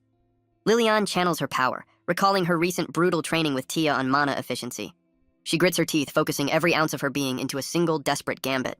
Constanze senses the shift in mana, realizing her opponent is preparing a counterattack. But her real target is Raj, who realizes his escape has been completely anticipated. He struggles to cast a defensive spell, his blocked mana flow making him far too slow. Just as she moves to strike, Constanze is thrown off balance by a sudden unseen impact. Raj can only stare in shock, completely baffled by the unexpected turn of events. From the edge of the forest, Bernard and Lode emerge as unlikely reinforcements. Bernard reveals he's using a technique he taught her, turning her own lessons against her. Constanze can only scowl, her perfect plan now completely ruined by her old friend. Seeing her chance, Lilian's eyes blaze with renewed focus, ready to seize the moment. Lilian unleashes her spell, summoning a glowing cat doll. Well, Magnetic Maid is certainly a choice. The doll acts as a powerful magnet, pulling the corrupted energy from the air. Lauda watches in shock as the needles are drawn out, while Bernard explains the doll's function. With the path cleared, Lilian screams for her master to make his move. Raj feels his power return, proud of how much his student has grown. He unleashes an ancient spell, absorbing the nanomachines that have corrupted Constanze. The shadowy master realizes his puppet is compromised and decides it's time for a tactical retreat. A memory surfaces of Bernard discussing his decision to take in a young Constanze. The young girl reveals her parents were terrible people, telling him not to pity her. She tells him he doesn't need to force his kindness, then cryptically calls him the one who is mistaken. He explains his duty as a doctor was simple, to help those in need.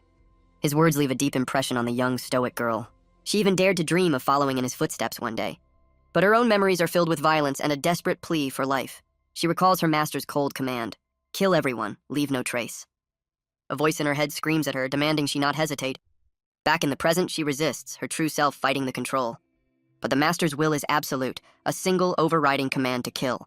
The horrifying order sends a wave of pure terror through her. She awakens later, chained to a bed, her deadly mission a failure. Constanze awakens, disoriented and restrained by magical chains. A familiar voice calls out to her, and she sees Bernard watching over her. She whispers his name, the weight of her actions slowly returning. His expression is weary, but there's a profound sense of relief in his eyes. The guilt becomes too much to bear as she stammers out an apology. Tears of remorse stream down her face, horrified by what she's done. But Bernard cuts her off with a gentle smile, telling her it's okay. He assures her that all that matters is that she survived the ordeal. Elsewhere, Lilian reports on the ghost investigation she was assigned to. While she couldn't capture it, she managed to secure a sample of its energy. Raj confirms the ghost energy is identical to the spreading miasma. A purple-haired seraphim connects the dots, realizing Constanze was brainwashed. Her expression hardens as she concludes that humans are behind the attacks.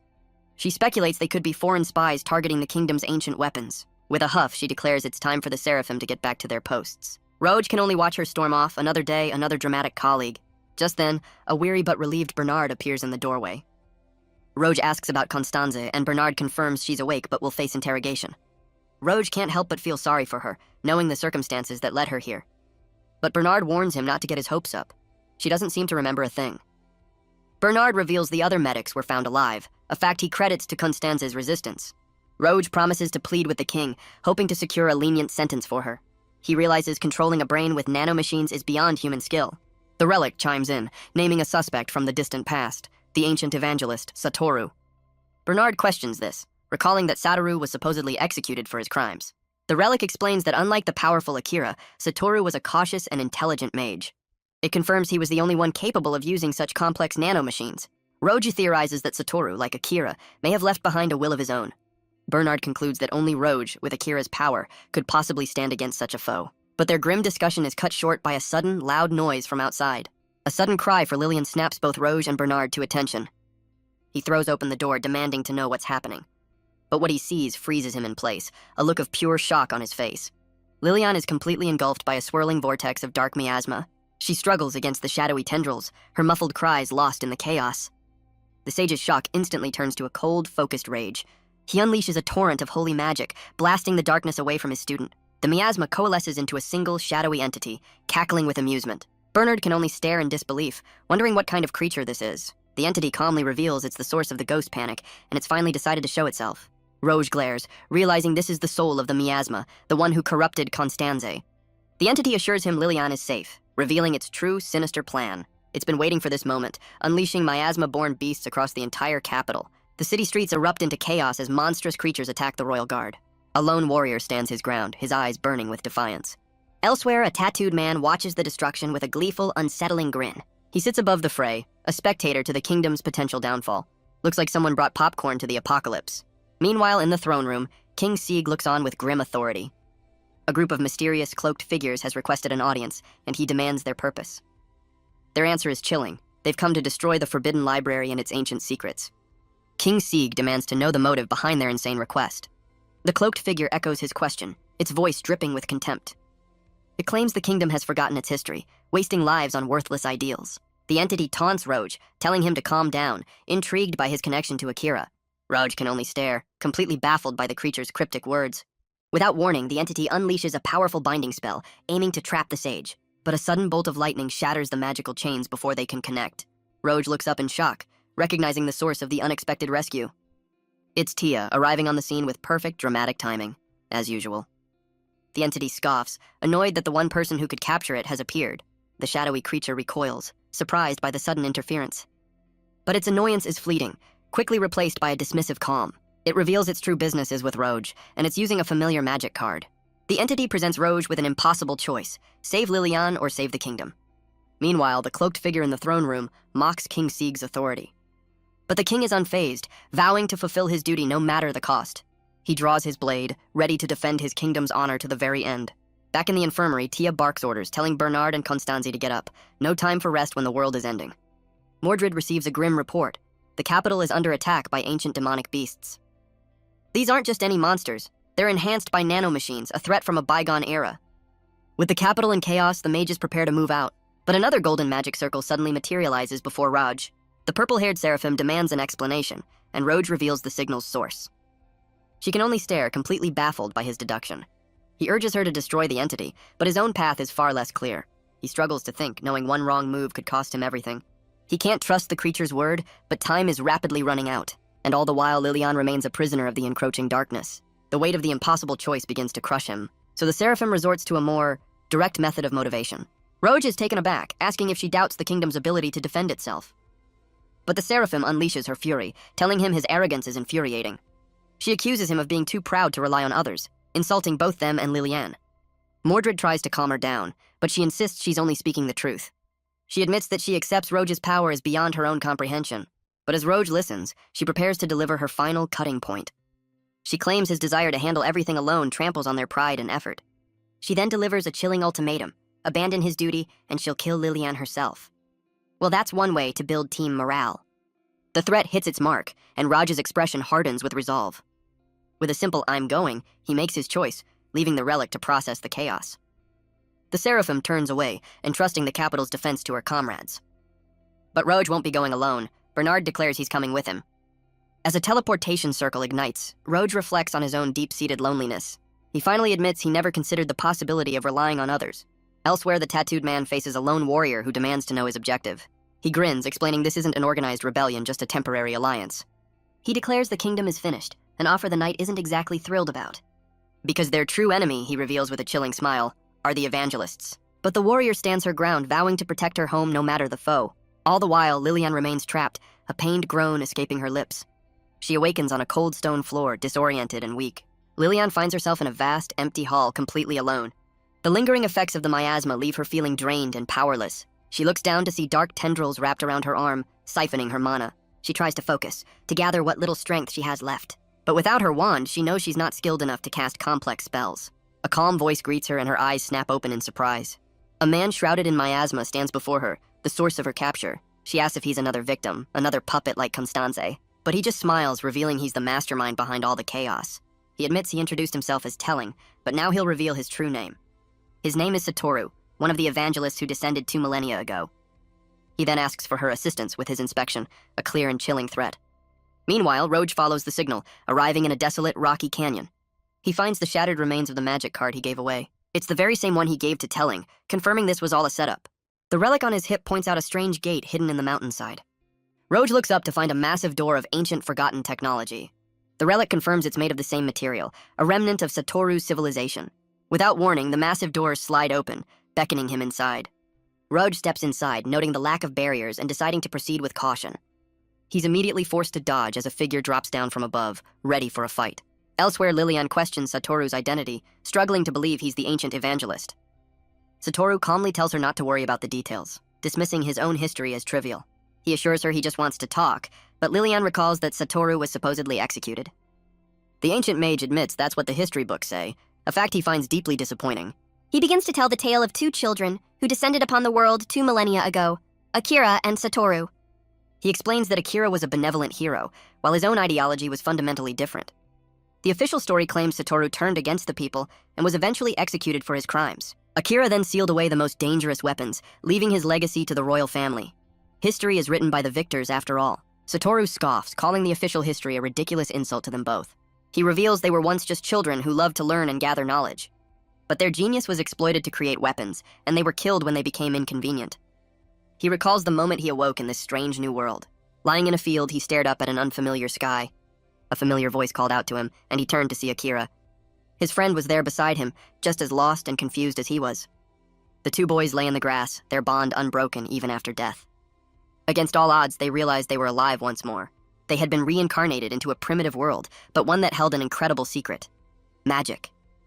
Satoru explains their dynamic. Akira had raw power while he had precise control. As they traveled, their fame grew, eventually earning them an invitation to the castle. Satoru recalls his excitement, believing the kingdom's resources could finally create their nanomachines. He discovered the nature of miasma, seeing its potential for weapon development. But Akira questioned his friend's obsession with creating weapons. He urged Satoru to let go of the past and simply enjoy their new lives. Satoru listened, his own ambitions simmering beneath the surface. Akira dreamed of becoming a great magician who could save everyone. A noble goal, if a bit naive. But Satoru's eyes held a different, colder ambition. He agreed on the surface, but his true thoughts were a dark secret. He reveals his true desire: to gain enough power to protect their lives. As time passed, Akira used his magic generously, finding joy in helping others. The simple gratitude of the people was all the reward he ever needed. Meanwhile, Satoru continued his own research, preparing to protect his friend. He was playing the long game, his intentions hidden behind a calm facade. But Akira's generosity came at a cost. His constant use of magic was draining him. Satoru learned that his friend was suffering from chronic mana exhaustion. He went before the king, pleading for Akira to be given time to rest and recover. But the king's response was not what he expected, his tone cold and dismissive. He declared that as mages of the king, their power was his to spend as he saw fit. What a great boss. The king reveals his true ambition: to use Akira's power for world domination. He cruelly reminds Satoru that he owes his entire position to his friend's talent. Defeated and dismissed, Satoru walks away down the empty castle hall. He stops at a doorway, his expression hardening with a quiet, simmering anger. Inside, he finds Akira, who should be resting, diligently writing in a book. Akira greets him cheerfully, but Satoru is frantic with worry for his friend's health. But Akira just smiles, proudly showing off his latest project, a grimoire. He explains the king requested it, a way to pass his magic on to future generations. The grim reality dawns on Satoru. Akira knows he's dying. As Satoru thinks of how his own research could save him, he makes a desperate plea: they must leave this kingdom. But Akira is confused, asking why they would ever leave. Satoru lays out the cold, hard truth: the king is using them as tools for conquest. He points out this is exactly what happened to them in their previous life. But Akira argues that for the first time, he feels truly loved by the people. With tears in his eyes, he clutches the grimoire, refusing to abandon the country he's grown to love. Satoru can only watch, his heart breaking for his friend's misplaced loyalty. Satoru's story takes a dark turn. Akira died just 2 weeks later. Sent to the front lines, the final battle drained the last of his life force. Satoru's rage explodes, disgusted that corrupt rulers would use his friend's legacy for their own gain. He then made a vow: his nanomachines would watch, and if Akira's magic was ever misused, he would return. He delivered a chilling ultimatum: touch Akira's legacy and he would burn the kingdom to the ground. With his threat delivered, he used his nanomachines to enter a long, patient slumber. He scoffs at how the kingdom, shamed by his threat, rewrote history to make him the villain. In the aftermath, the king's advisor fretted over the kingdom's new vulnerability. But the king only saw their legacy as a weapon, a resource to be hoarded and controlled. Satoru admits that grand concepts like peace and technology meant nothing to him. His true desire was something far simpler, embodied by Akira's bright smile. All he ever wanted was to live a quiet life, laughing alongside his only friend. But Akira chose to love a country that would only exploit him, even after his death. And now, 2 millennia later, he sees that same legacy being tarnished once more. Satoru's rage solidifies into a cold, final decision. He declares the people of Dolga have broken their promise to him. Lilian defends her master, but Satoru reveals he's been watching them. He lists their deeds, admitting Roge is a good man, but a naive one. He has no trust for a kingdom that rewrites history and forgets its heroes. The thought of Akira's legacy in the hands of the unworthy fills him with fury. He declares his mission to reclaim his friend's stolen dignity. But Lilian refuses to accept his version of the story. Guess he didn't expect a debate from his hostage. She argues that Akira chose his path freely, protecting what he loved. She insists Akira's goal was to build a future, not to be a weapon. Satoru coldly dismisses her argument, claiming she has no right to an opinion. He reveals the true purpose of his story, to make her mind vulnerable to his nanomachines. Lilian's eyes widen in horror as she realizes she's being psychologically broken down. Meanwhile, Roge races through an ancient metallic corridor, determined to reach her.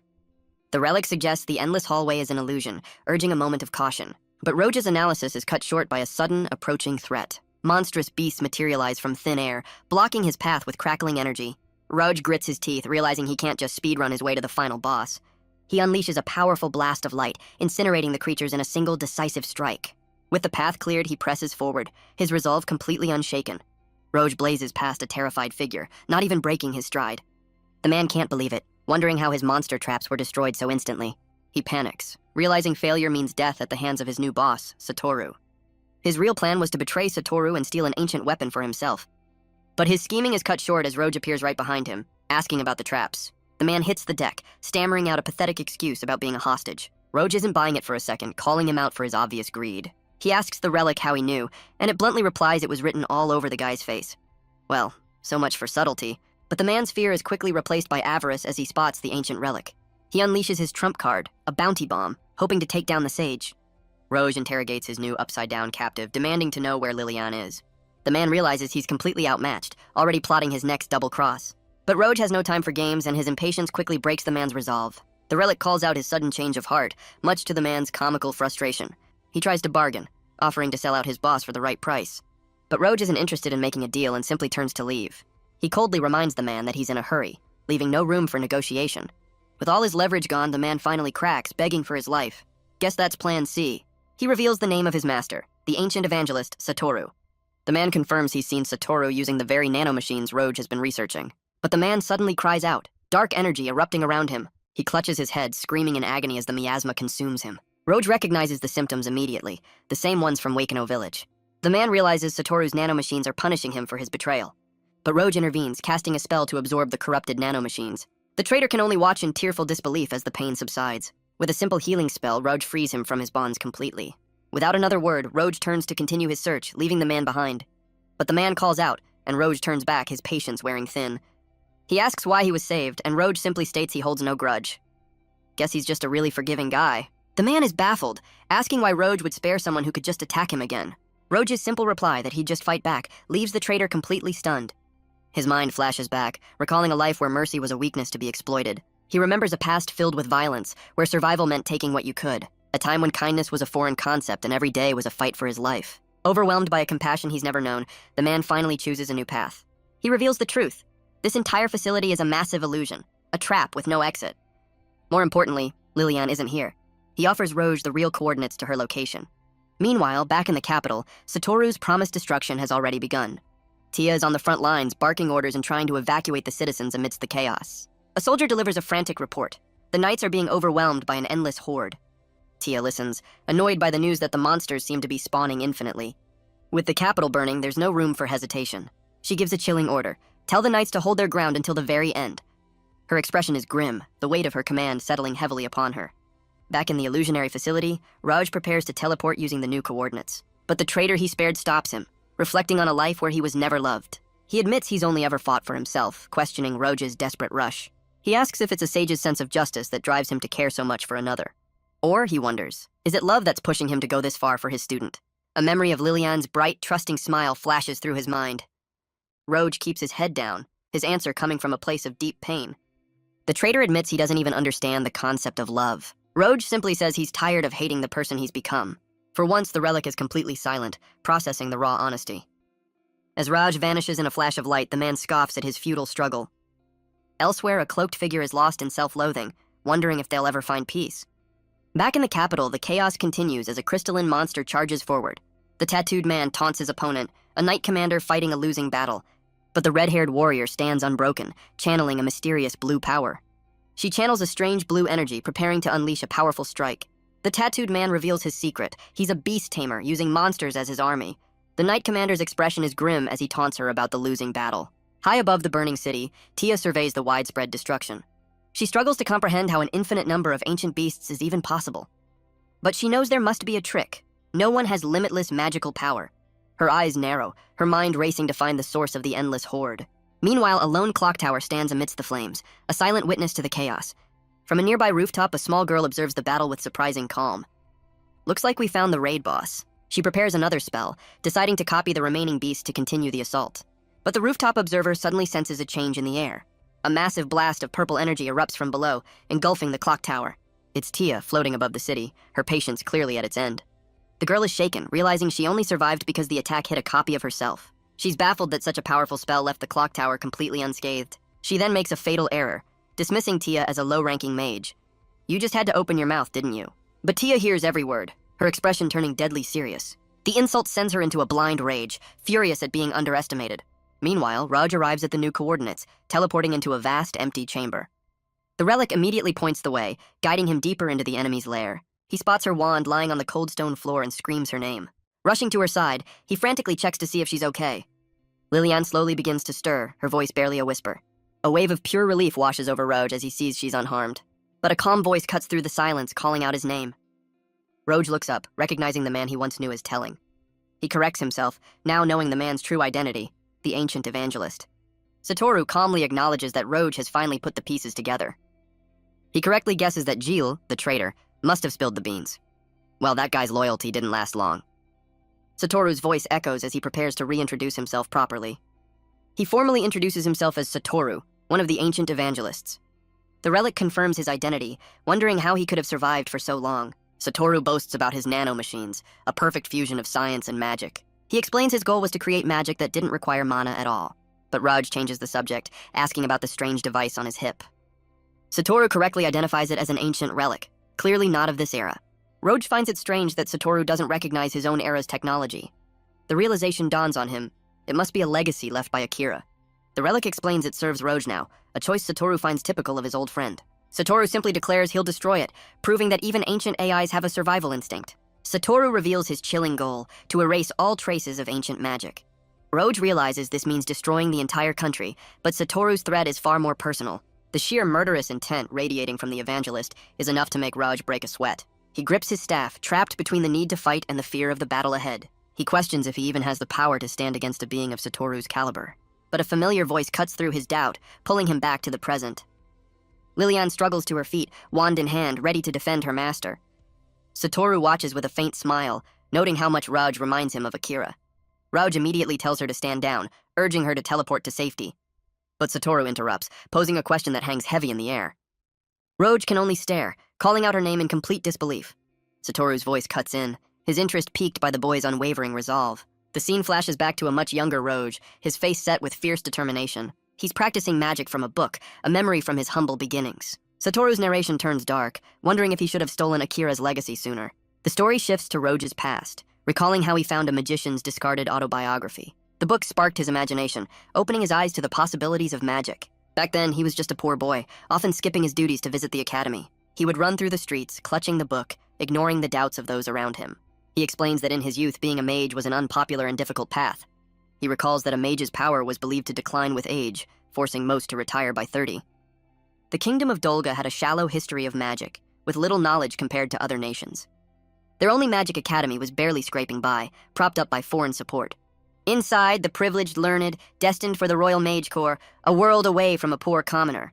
But even so, the young boy couldn't look away, completely captivated by the spectacle. He would practice in secret, the simple joy of casting a spell being its own reward. Years later, he stood before the Royal Mage Corps, hoping to take their entrance exam. But his lack of formal education earned him nothing but scorn from the dismissive examiner. With a final angry shout, the gate was slammed shut in his face. So much for an open-door policy. Rejected and dejected, he realized his only path forward was to join the Adventurers Guild. He knew magic was his only talent, the only path he ever wanted to walk. But the world's judgment echoed in his mind, telling him to stay in his place. He walked away, believing his life was destined for failure and inferiority. Yet somehow, against all odds, he found his way and gained experience as a mage. His life changed forever when he met a young Lilian, just as he turned 20. The little girl was a prodigy, already conjuring magic circles with surprising ease. He could only stare in shock, amazed by the raw talent of a 5-year-old. He knew she deserved a proper academy, not a self-taught mage like him. Guess imposter syndrome hits even the sages. But as a struggling adventurer, he could never afford the tuition for her incredible gift. He couldn't help but wonder if she would have been happier if he'd never met her. He's pulled from his thoughts by Lilian's curious gaze, a reminder of the life he's built. But his past was far from peaceful, marked by the arrival of mysterious, cloaked men. They appeared at his door one night, their intentions shrouded in secrecy. Their leader, a scarred warrior named Sieg, introduced himself as the captain of the Royal Knights. He'd heard rumors of a powerful mage and came to see if Rudge was the one who'd wiped out a ghoul horde. When Roge confirms it, Sieg's stoic expression breaks into one of pure astonishment. Roge humbly explains it was a simple matter of using the right magic for the job.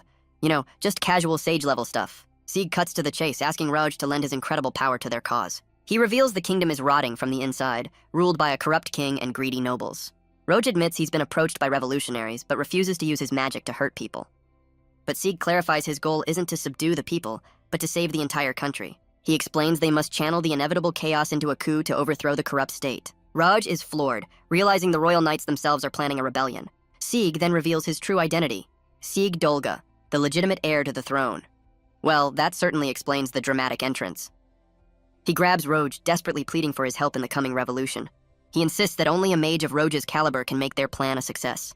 The weight of the offer leaves our boy completely stunned and speechless. Thinking of Lilian, Roge agrees, but only if Sieg promises a bloodless revolution. He adds one more personal condition, that if they succeed, Lilian can finally attend school. And so it was.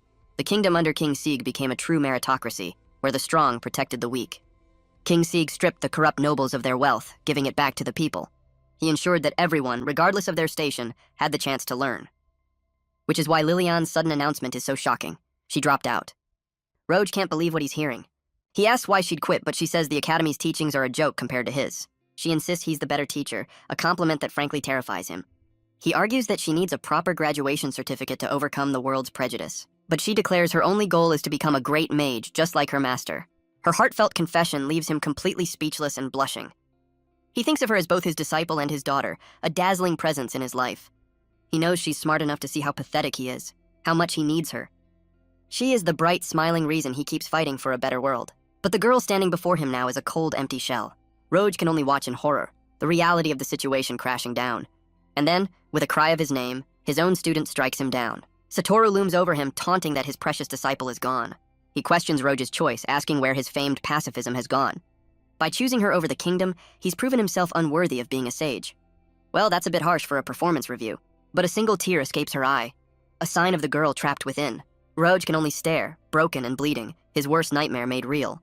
Satoru continues his monologue, claiming nations and civilizations mean nothing to him. But Roge's thoughts are his own. He never cared for titles like sage.